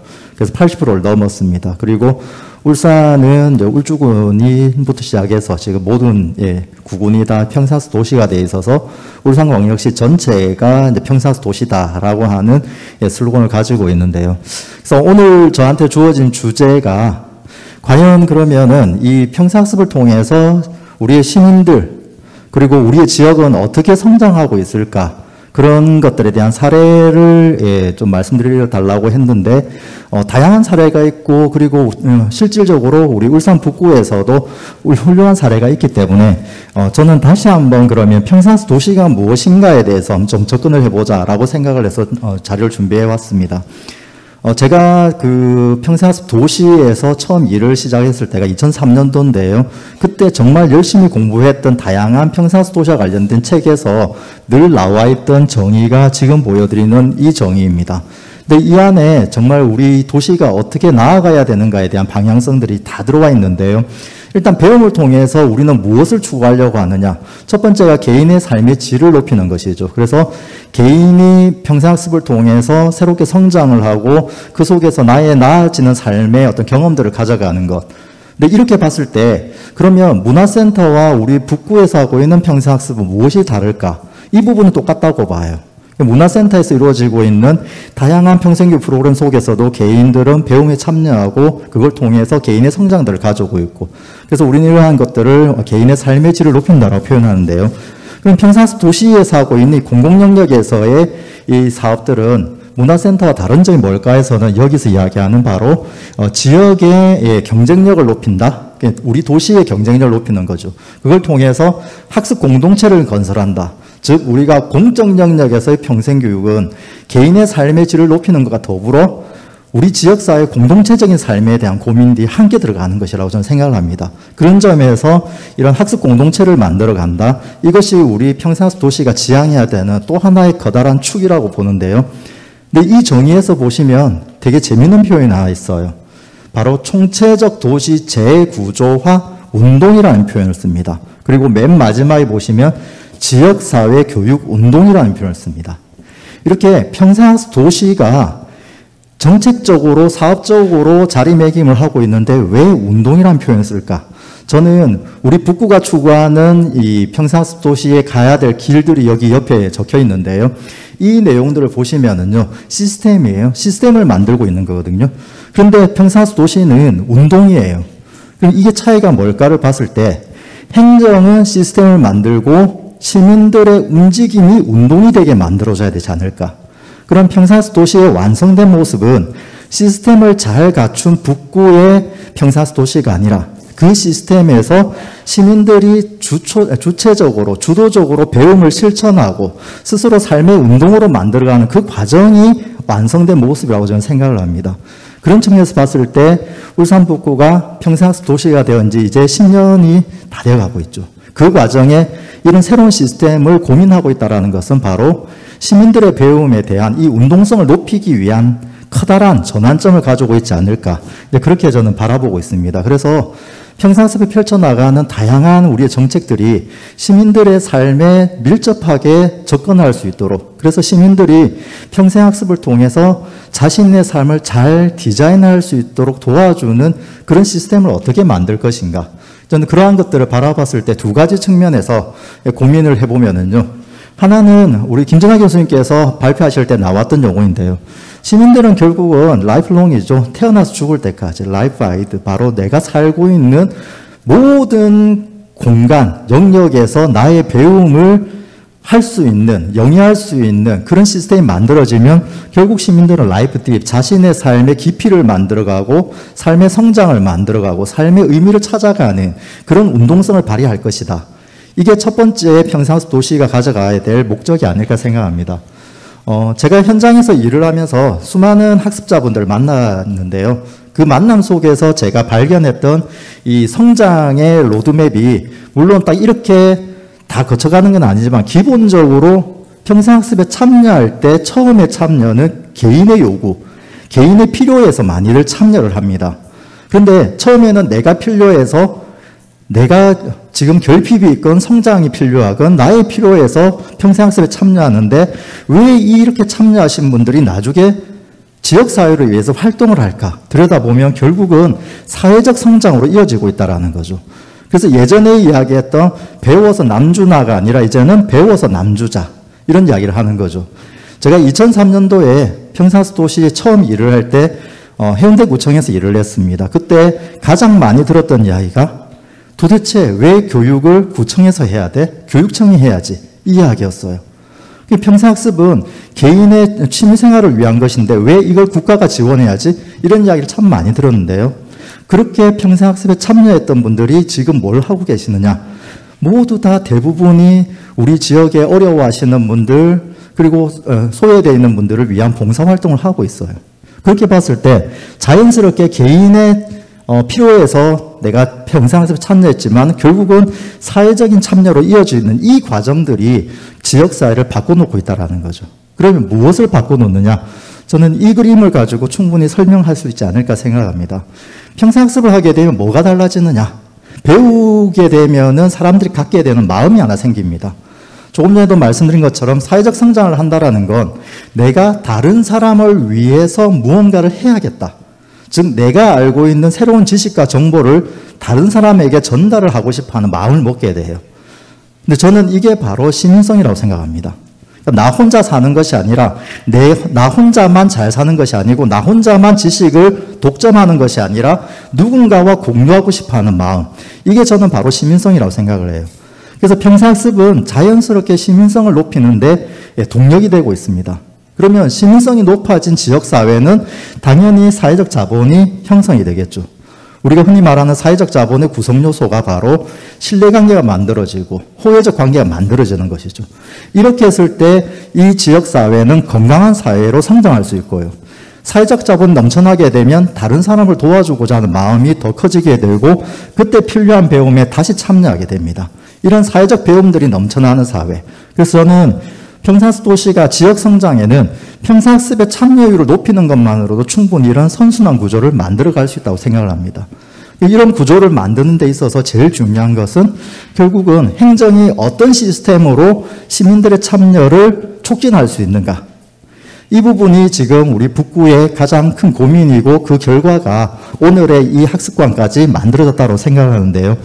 근데 지금 최근에 이제 이런 평생학습에 대한 전달 체계에 대한 고민들을 다른 지역에서도 상당히 많이 하고 있습니다. 그 중에서 최근에 가장 최신 사례로는요, 경기도 성남시의 사례를 잠깐 볼 수 있는데요. 물론 이제 성남시는 인구가 100만이 넘어가는 거대한 도시입니다.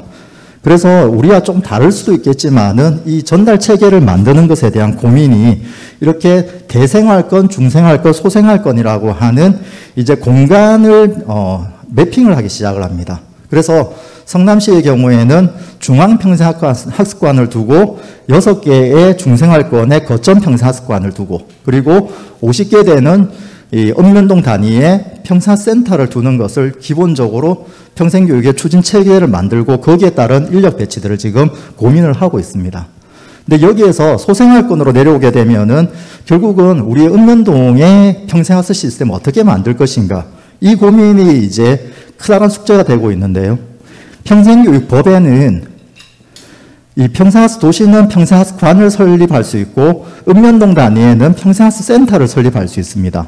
근데 지금 아마 우리 북구에서도 이런 시민대학의 체제라든지 이런 것들이 마을 단위까지 내려오는데요. 저는 이 소생활권의 생활권의 평생학습 센터라고 하는 것이 단순히 프로그램을 운영하는 그런 기관으로서 머무는 것이 아니라 이 소생활권에서의 이 시민들이 만들어내는 아젠다들이 평생학습 정책으로 반영되는 운동성을 만들어낼 수 있는 기구로서 작동이 돼야 되지 않을까, 그런 생각을 합니다. 근데 여기에서 가장 중요한 위치에 있는 데가 바로 주민자치센터입니다.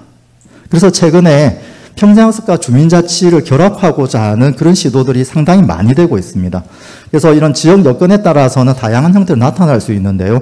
우리 북구에서도 마찬가지로 주민자치센터가 바로 시민들의 이런 아젠다를 만들어내고 정책으로 올라갈 수 있는 가장 기본 단위죠. 거기에서부터 평생학습이 같이 움직일 수 있는 그런 시스템을 어떻게 만들 것인가, 이런 고민들이 이루어진다면 저는 북구의 이런 지역사회를 활성화시키는 평생학습 추진체계가 잘 갖춰질 거라고 생각을 합니다. 그래서 이제 정리를 하면은요, 이러한 평생학습이 운동이 되게끔 할 수 있는 필수 요소로서 저는 3가지를 좀 제시하고 싶은데요. 첫 번째가 공간입니다. 이제 공간이라고 하는 건 이 공적 영역에서의 공간도 존재하지만 시민들이 가지고 있는 다양한 사적 영역의 공간들을 어떻게 평생학습의 장으로 만들 것인가. 그래서 법적인 체제는 동평생학습센터까지는 평생교육법에 나와 있습니다. 그러나 마을 단위로 내려갈수록 시민들이 움직일 수 있는 공간들은 상당히 많이 있습니다. 그런 공간을 발굴하는 사업이 많이 이루어지고 있는데요. 서울시 같은 경우는 동네 배움터라는 이름으로 작동이 되고 있고요. 경기도는 우리 동네 학습 공간이라는 이름으로 지금 시민들이 가지고 있는 공간들을 발굴을 하고 있고, 가까이 있는 부산에 가면은 연제구에서는 똑똑플레이스라는 이름으로 공간 발굴 사업을 하고 있습니다. 그리고 경기도 부천시 같은 경우는 직장인들을 위한 퇴근길 학습이라는 공간들을 버스 정류소나 지하철, 역 주변에 있는 민간 공간들을 학습의 장으로 만든 이런 사업들을 진행을 하고 있습니다. 그래서 저는 시민대학이 중앙에서 작동되지만은 시민사회와 어떻게 네트워킹을 할 것인가 하는 공간에 대한 네트워크가 선행돼야 되지 않을까 생각을 하고요. 그럼 그 공간에 어떻게 사람들이 모여서 생각을 공유하게 만들 것인가. 이제 그러한 부분들을 도와줄 사람들이 필요한 거죠. 그래서 평생학습 매니저라든지 최근에 온라인 평생학습이 되면서 이런 디지털 평생학습 활동가의 양성이라든지 그 다음에 울산시에서 예전에 했던 우리 동네 지식 강사 같이 시민과 행정 사이에서 매개 역할을 해줄 수 있는 다양한 활동가들을 양성함으로 인해서 이분들이 시민의 입장에서 평생학습 프로그램을 지원하고 때로는 행정의 입장에서 평생학습 프로그램을 지원할 수 있는 중간 매개자들의 역할을 하는 분들을 많이 양성을 하시는 것이 필요하지 않을까 생각을 합니다. 그리고 결국은 그렇게 함으로 인해서 자연스럽게 시민이 주체적으로 참여하는 문화를 어떻게 만들어갈 것인가. 그러기 위해서는 학습 동아리의 지원이라든지 그 다음에 평생학습 마을 사업이라든지 이런 걸 통해서 행정 시스템에서 시민들이 스스로 컨텐츠를 만들어갈 수 있는 그런 학습 시민 혹은 지식 시민이 되어가는 그런 과정들이 일상의 문화가 될 수 있는 그런 사업들을 만들어간다라면은 저는 울산 북구의 평생학습의 큰 그림이 완성되지 않을까 생각합니다. 주어진 시간이 많이 없어서 상당히 좀 빠르게 이야기를 했는데요. 이렇게 울산 북구가 새롭게 시작하는 평생학습 도시의 새로운 모형, 울산 이 지역의 성장과 그 궤를 같이 하시면서 시민들이 만들어가는 평생학습 문화를 만드시기를 바라면서 제 발표는 여기서 마치도록 하겠습니다. 감사합니다.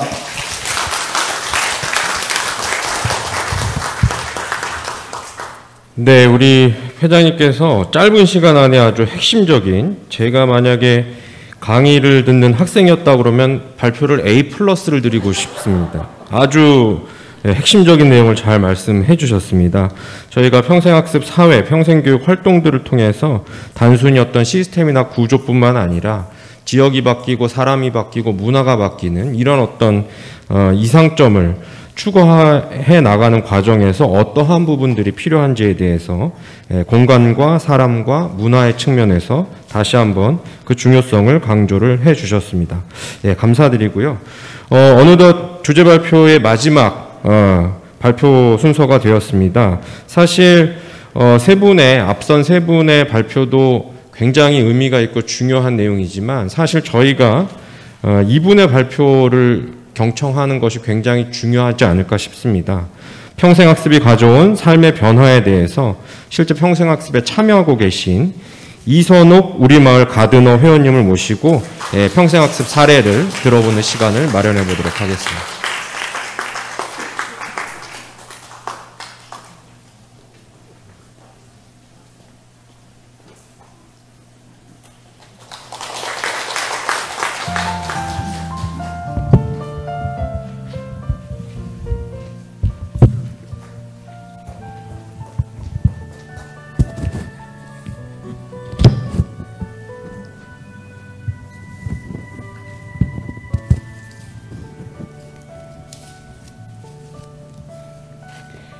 안녕하십니까. 방금 소개받은 평생학습자 이선옥입니다. 다시 한번 인사드리겠습니다.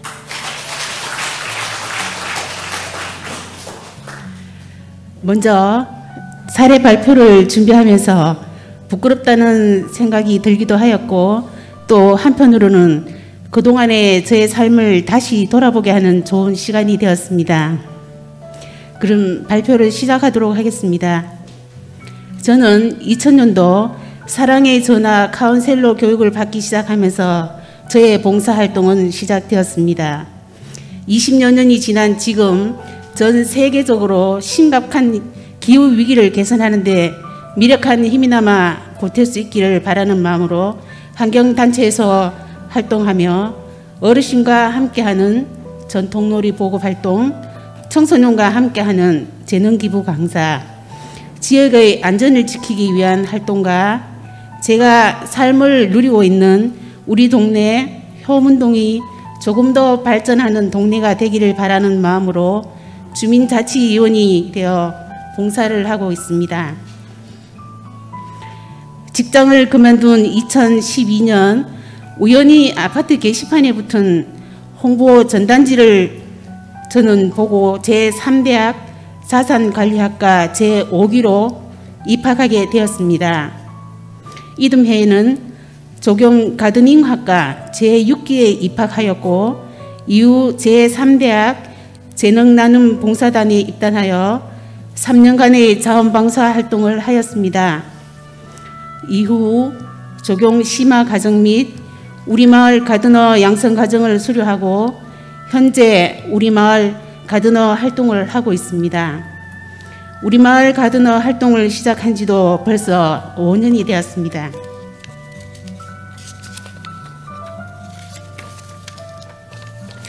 공공기관, 학교, 유치원, 문화센터 등 우리 마을 가드너들의 손길을 필요로 하는 곳으로 나설 때면 오늘은 어떤 조경 작품을 만들까 하는 설레는 마음이 듭니다.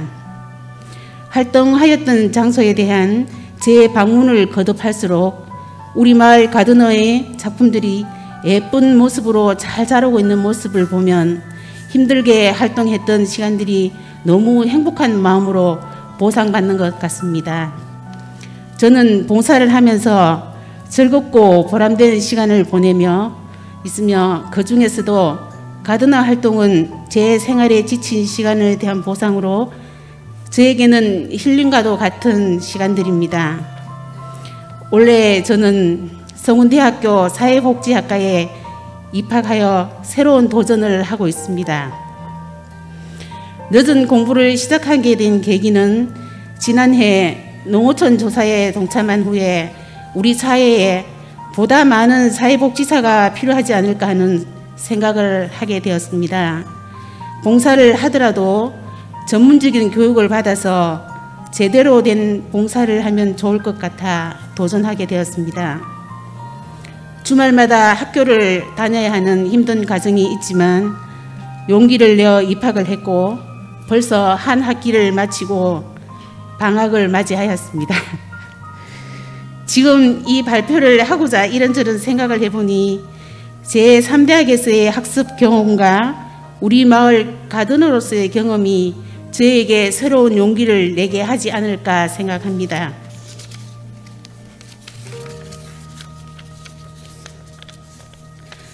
용기를 내어 시작했기에 최선을 다해 열심히 학습해서 배운 지식과 경험을 잘 살려서 나눔과 함께를 할 수 있기를 다짐해보며 이런 용기를 가질 수 있게 길을 열어주신 북구의 평생학습에 감사를 드립니다.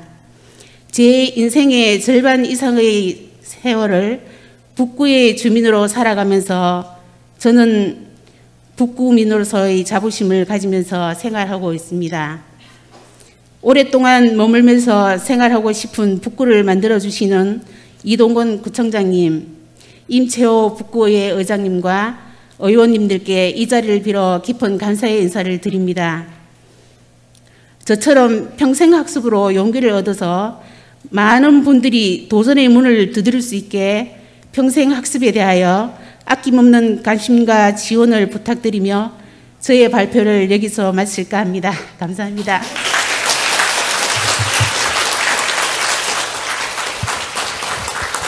네.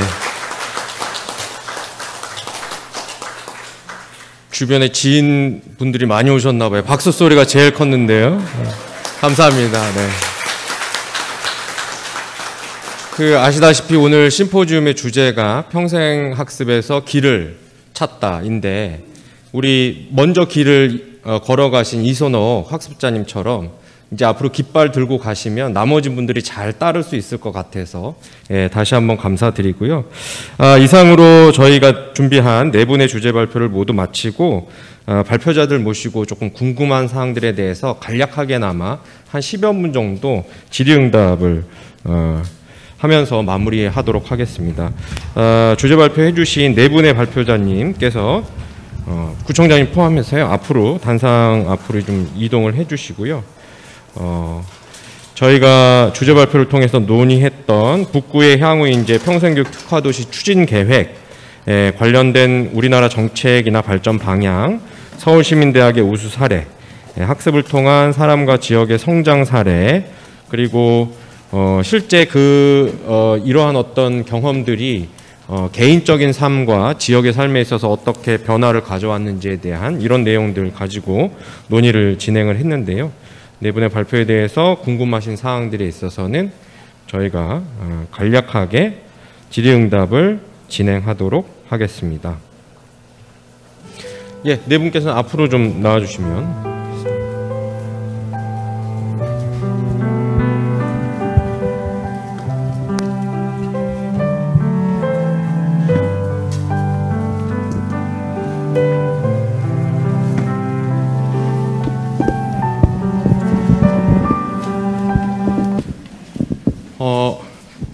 지금 저희 2시간 정도 이제 진행이 돼서 아마 여기 참석해 주신 많은 지역 관계자분들 그리고 의회에 계신 의원님들 평생학습에 대해서 다시 한번 여러 가지 관점에서 생각해 보실 수 있었던 그런 귀중한 어떤 배움의 시간이 아니었나 싶습니다.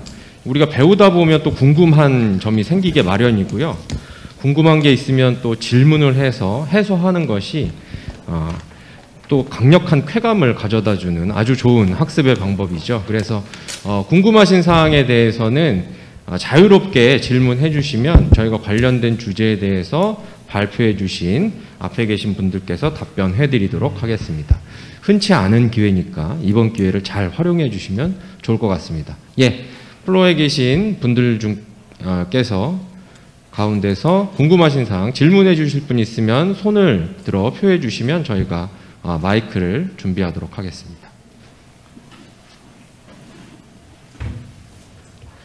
그러면 질문을 준비할 때, 질문을 이제 생각하고 계실 때 제가 먼저 간단하게 좀 질문을 간단하게 드리겠습니다. 우리 시민대학 국장님께 여쭤보겠는데요. 아까 이제 그 서울자유시민대학에서 명예시민 학위제도, 학사, 석사, 박사 과정, 이 학위제도 학위를 취득하게 되면 얻는 어떤 실제적인 이득 같은 것들이 좀 있을까요? 경력에 반영이 된다든지 시 차원의 어떤 활동들에 인센티브가 부여되는 그런 부분들이 있으면 간략하게 한번 소개해 주시겠어요? 네, 어디든 학습하고 나면 그 뒤에 뭐 취업이 되느냐 혹은 다른 인센티브가 있느냐에 대한 관심이 가장 높죠. 근데 평생교육에서는 사실 그 뒤에의 진로를 만들어주기 굉장히 어려운 상황인데 시민대학에서는 그 부분 때문에 앞으로 사업 중에 하나가 마니아 클래스라는 사업을 하나 만듭니다. 그래서 그 한 영역에 대해서 마니아 정도로의 전문성이 높아지면 그분의 강의든 발표든 아니면 전시든 간에 할 수 있도록 만드는 사업을 운영하려고 생각하고 있고, 그 다음에 조금 더 저희 확장적으로 나가서는 구나 시에서 필요로 하는 영역별로의 시민 강사라든가 혹은 시민 활동가들을 연결해 주는 것들을 저희가 생각하고 있는데요. 사실은 이거는 저희만 하는 게 아니라 시 안에 있는 각 부서들과의 네트워크 연결이 좀 필요한 부분이어서 고심하고 있다는 말씀 드릴 수 있겠습니다. 예, 감사합니다. 우리 울산광역시 의회에 백운찬 의원님께서 질문하실 사항을 표해 주셨는데요. 예. 예, 이런 데 오면 시의원, 구의원들이 먼저 질문하고 그러면 안 되는데 좀 준비하시는 시간에 제가 여쭙겠습니다. 먼저 김종선 국장님, 그 방금 우리 정종원 교수님께서 이제 질문하셨는데 그 앞서서 이제 이 시민 학위제를 할 때 시민 석사 과정, 아직 박사 과정은 준비 중에 있고 석사 과정은 반드시 시민 학사를 해야 이렇게 올 수 있는 것입니까? 현재로는 그렇습니다. 아까 강의할 때 소개할 때 잠깐 보니까 다른 그 서울에 있는 대학들과 연계한다고 되어 있던데. 네네네. 그러면은 그런 대학들과 연계해서 그 강의 유사한 강의가 있을 수 있잖아요, 그죠? 대학의 강의를 요 100시간에 해당하는 강의에 해당하는 과목이 있으면은 연동한다든지 이런 것은 체계가 안 갖춰져 있습니까?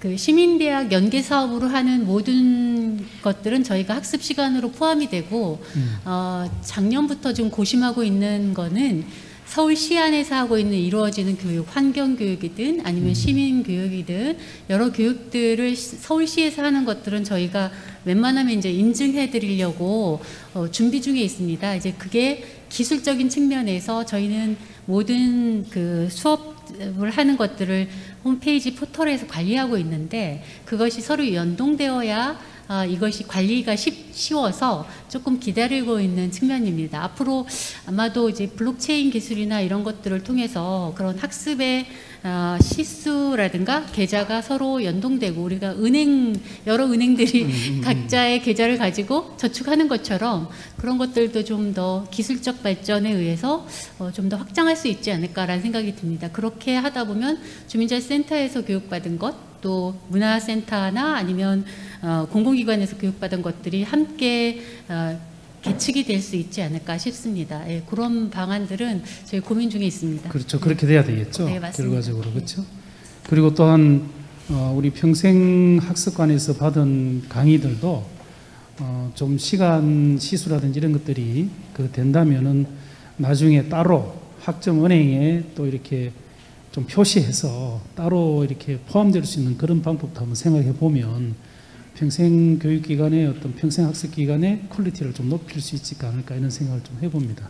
네, 의원님 말씀에 동의합니다. 네. 네. 그다음에 이제 우리 김진아 교수님, 지금 우리 북구 평생학습관도 그렇고 전국적으로 평생교육기관들이 많이 생겨나고 있는데요. 사실은 지금 여러 말씀을 많이 해주셨는데 이 우리 지역뿐만 아니라 모든 그 도시에는 이런 평생학습관이만 평생교육을 하는 게 아니라 많은 그 지역에서 하고 있잖아요, 그렇죠?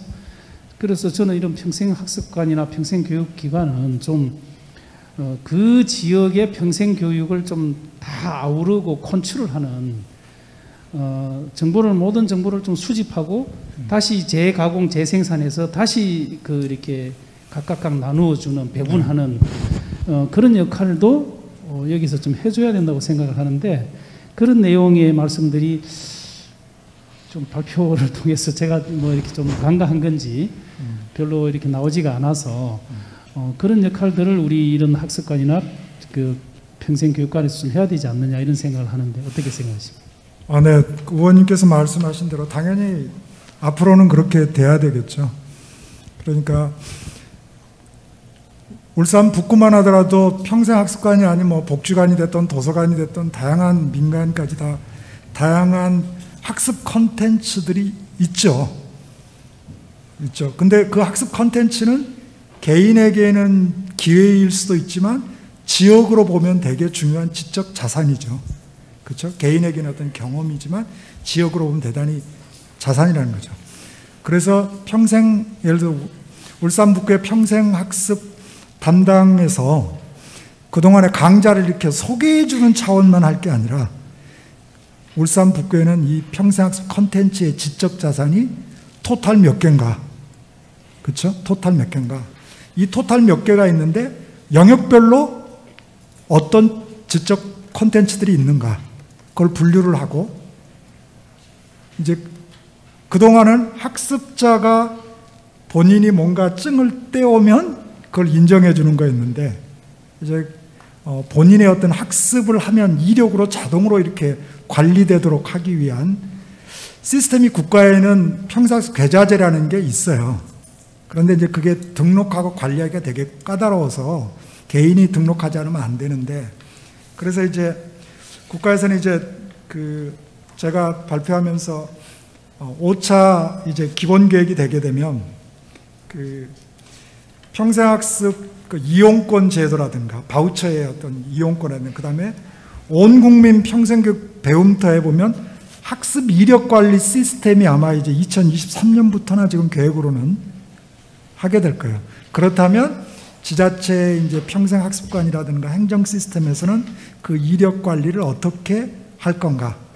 그 준비를 해야 될 것 같아요. 그 준비를 하기 위해서는 가장 중요한 건 울산 북구의 학습 콘텐츠가 토탈이 몇 개고 영역별로 어떻게 돼 있고 이걸 하나의 어떤 지적 자산화해서 관리하는 그런 노력을 하면 되고 아마 이제 다른 지자체에서 이미 그걸 시도를 하고 있습니다. 그런 행정적인 관리도 해야 되겠지만 사실 우리 각 동에 보면은 주민자치센터가 다 있어서 거기서도 또 다른 또 평생학습을 하고 있거든요. 자칫 우리 이 북구 평생교육학관 평생학습관이 주민센터와 뭐 비슷한 어떤 강의들을 하고 그렇게 한다면 어떻게 자칫 잘못하면은 그 지역에 있는 각 동에 있는 주민자치센터를 위축시킬 수도 있다는 것입니다.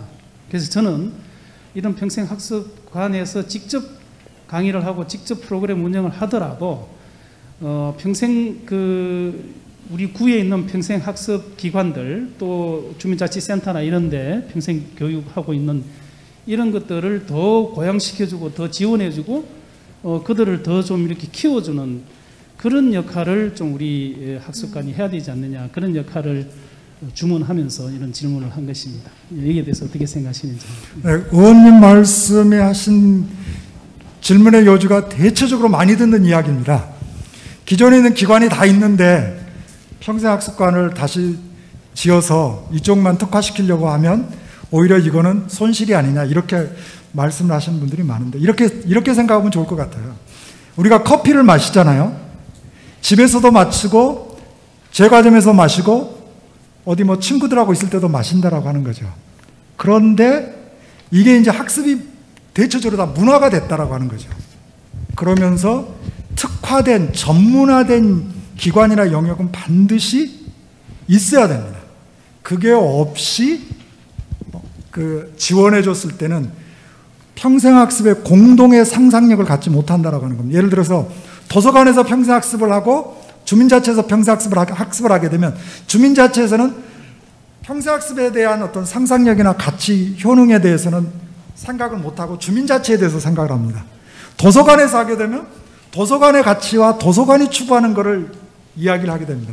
그러나 현대사회에서 이 평생학습이 갖는 범지구적 인류사적인 어떤 가치가 있습니다. 그 가치를 상상을 하고 공동으로 상상하면서 가치 문화를 만들어 나갈 때 큰 그 성과가 있다라고 이렇게 생각을 합니다. 그래서 뭐 이제 지자체에서 국장님이 이런 이야기를 저한테 하세요. 교수님, 도서관이 있으면 되지 뭐하러 평생학습관이 있습니까? 이렇게 물어보더라고요. 그래서 그게 아닌 걸 좀 이야기해 주세요. 그래서 저도 고민을 해봤어요. 책을 읽는 거는 시민이 갈 수 있는 길을 찾게 하는 거지만 학습은 그 길을 가게 하는 에너지를 준다는 거죠. 네, 아주 좋은 말씀이신 것 같아요. 저희가 지금 시간이 부족해가지고요. 의원님 질문에 그냥 여러 가지 모든 질문과 답변이 다 포함이 된 것 같아요. 그래서 어느 정도 마무리를 조금 해야 될 시점인 것 같고요. 제가 알기로는 지역의 성장 전략, 지자체 성장 전략 중에서 첫 번째 시책으로 평생교육을 선언한 지자체는 울산광역시 북구가 아닐까 싶습니다. 그래서 어떻게 이렇게 과감한 의사결정을 하셨는지 마지막으로 우리 이동건 구청장님 마무리 발언 듣고 심포지엄을 좀 정리하는 것으로 그렇게 하도록 하겠습니다. 구청장님 부탁드리겠습니다. 예, 오늘 이렇게 늦게까지 자리를 이석별로 하지 않고 있어서 대단히 고맙습니다. 근데 여러분 오늘 아무래도 머리에 뭔가 인스피레이션, 영감이 떠오르는 게 없어요? 뭔가 배웠다 하는 게 있습니까? 저는 정말 새로운 걸 오늘 느낌을 받았습니다. 아주 기초적인 내용이지만 이게 저도 구청장 처음 됐을 때 교육 예산이 우리가 지금 한 40억 정도 매년 들어가고 있습니다. 교육청 지원하는 예산이. 왜 교육부가 예산을 별도로 국가로부터 편성받아서 엄청나게 학교에 투입되고 여러 가지 학습 환경을 조성하는데 예산을 쓰는데 왜 구청이 또 돈을 투입하지? 이런 의문을 제가 굉장히 많이 가졌어요. 근데 오늘 사실 이런 교육 특화도시, 북구가 특화도시로 해서 가는 길 등등 설명하면서 오늘 우리 아까 전하영 회장님이 이런 말씀했습니다. 구청이 왜 교육에 이렇게 관심을 가지고 주도적으로 해야 되는지 거기에 대해서 의문을 가졌다고 이야기했지 않습니까? 저도 마찬가지 몇 년 전에 그런 의문을 가졌었는데 이게 평생 학습을 통해서 개인의 성장뿐만 아니고 어떤 지역의 발전까지도 가져온다는 이 큰 어떤 그림을 우리가 오늘 본 겁니다, 사실은. 그걸 봤다면 오늘은 여러분 오래 좀 앉아 있어서 또 괜찮지 않았을까. 그리고 앞으로 우리 북구 방향은 어떻게 가야 되겠느냐. 이런 고민도 했으리라 생각됩니다. 거기에다가 우리 김진아 교수님이 무슨 말씀을 했냐면 평생 학습은 도시 발전의 새순, 패러다임이다. 이 이야기 했습니다. 정말입니다. 아까 말씀하신 개인의 성장이나 지역 발전이나 똑같은 얘기입니다. 같은 방향으로 저는 보고, 우리가 민주 시민만으로는 부족하다. 앞으로는 학습 시민 또는 지식 시민으로 거듭나야 지역의 어떤 리더가 되고 어떤 발전에 기여할 수 있는 기회가 생긴다. 이 말씀을 통해서 우리가 그러면 과연 우리 지역 내에서 교육의 중요성을 우리 다시 한번 우리가 인식을 하고, 그걸 통해서 우리 북구가 발전을 도모하는 그런 행태로 가야 되겠다, 이런 확신을 가졌던 시간이었습니다. 거기다가 우리 서울시민대학 관련해서 또 김종선 국장님이 배움 박스, 여러분 처음 들어봤죠? 배움 박스라는 어떤 틀 속에서 어떤 분은 직업 어떤 경력을 공부하는 그런 코스를 가고, 어떤 분은 인문사회학을 공부를 한다든지 다양한 자기 단계별로 자기 수준에 맞게끔 교육을 통하는 그런 과정, 시민대학도 말씀해 주셨고 해서 우리에게 큰 도움이 생각됩니다. 거기다 앞으로 우리 기업이 지금 870개가 우리 북구 지역에 있습니다. 이 기업이 우리하고 어떻게 연계해서 그분들의 어떤 역량을 키워주느냐, 이런 문제도 우리가 큰 과제로 남아있다고 생각되고요. 그 다음에 이제 이선욱 님이 평생학습에 가져온 나의 삶. 제 3대 수석 졸업생입니다. 우리 박수 한번 쳐주십시오. 근데 수석을 한지 아무도 모릅니다. 그래서 우리 마을 가드너 활동을 하면서 여러 가지 느낀 점을 쭉 말씀하면서 봉사하면서 어떤 행복한 어떤 삶을 느꼈다는 말씀, 그게 살아가는 데 가장 소중한 것이라 생각됩니다. 오늘 너무 감사드리고, 어쨌든 우리 북구가 새로운 도전을 시작했습니다. 저기 보시면 평생교육 특화도시 이렇게 선언을 했고, 거기에 따라서 여러 가지 실천계획, 저게 북구 시민대학과 같이 병행해서 평생직업 능력, 전문학교 운영, 이걸 통해서 북구가 변화를 하는 어떤 계기가 마련됐다고 생각됩니다. 이걸 통해서 우리가 3대학을 더 발전시키고, 아까 이야기했던 저는 교육 프로그램까지 제대로 운영한다면 우리 북구는 정말 앞이 밝지 않느냐, 그런 생각이 듭니다. 그래서 우리 북구는 어떻게 하면 지역민들이 공평한 기회를 받았어. 그걸 통해서 여러 가지 어떤 주민들이 학습 활동에 최선을 다해서 할 수 있도록 서포트하는 기능을 열심히 하겠다는 말씀 드립니다. 그래서 풀 서비스 어떤 시스템을 만들어가는 그 과정 속에 북구가 있다, 이런 생각이 듭니다. 여러분들 오늘 늦게까지 너무나 감사드리고, 정말 교육특화 도시로서 뭔가 달라지는 모습을 보여줄 수 있도록 우리 전 직원들하고 함께 노력하도록 하겠습니다. 고맙습니다. 네, 감사합니다. 이상으로 심포지움의 주제 발표와 질의응답 시간을 마치도록 하겠습니다. 2021년 평생교육 심포지엄 평생학습에서 길을 찾다에 참여해주신 발표자분들과 평생학습 관계자 여러분, 장시간 수고하셨습니다. 끝으로 오늘 참석해주신 분들과 단체 사진 촬영을 진행하도록 하겠습니다. 모두 앞으로 나와주시기 바랍니다.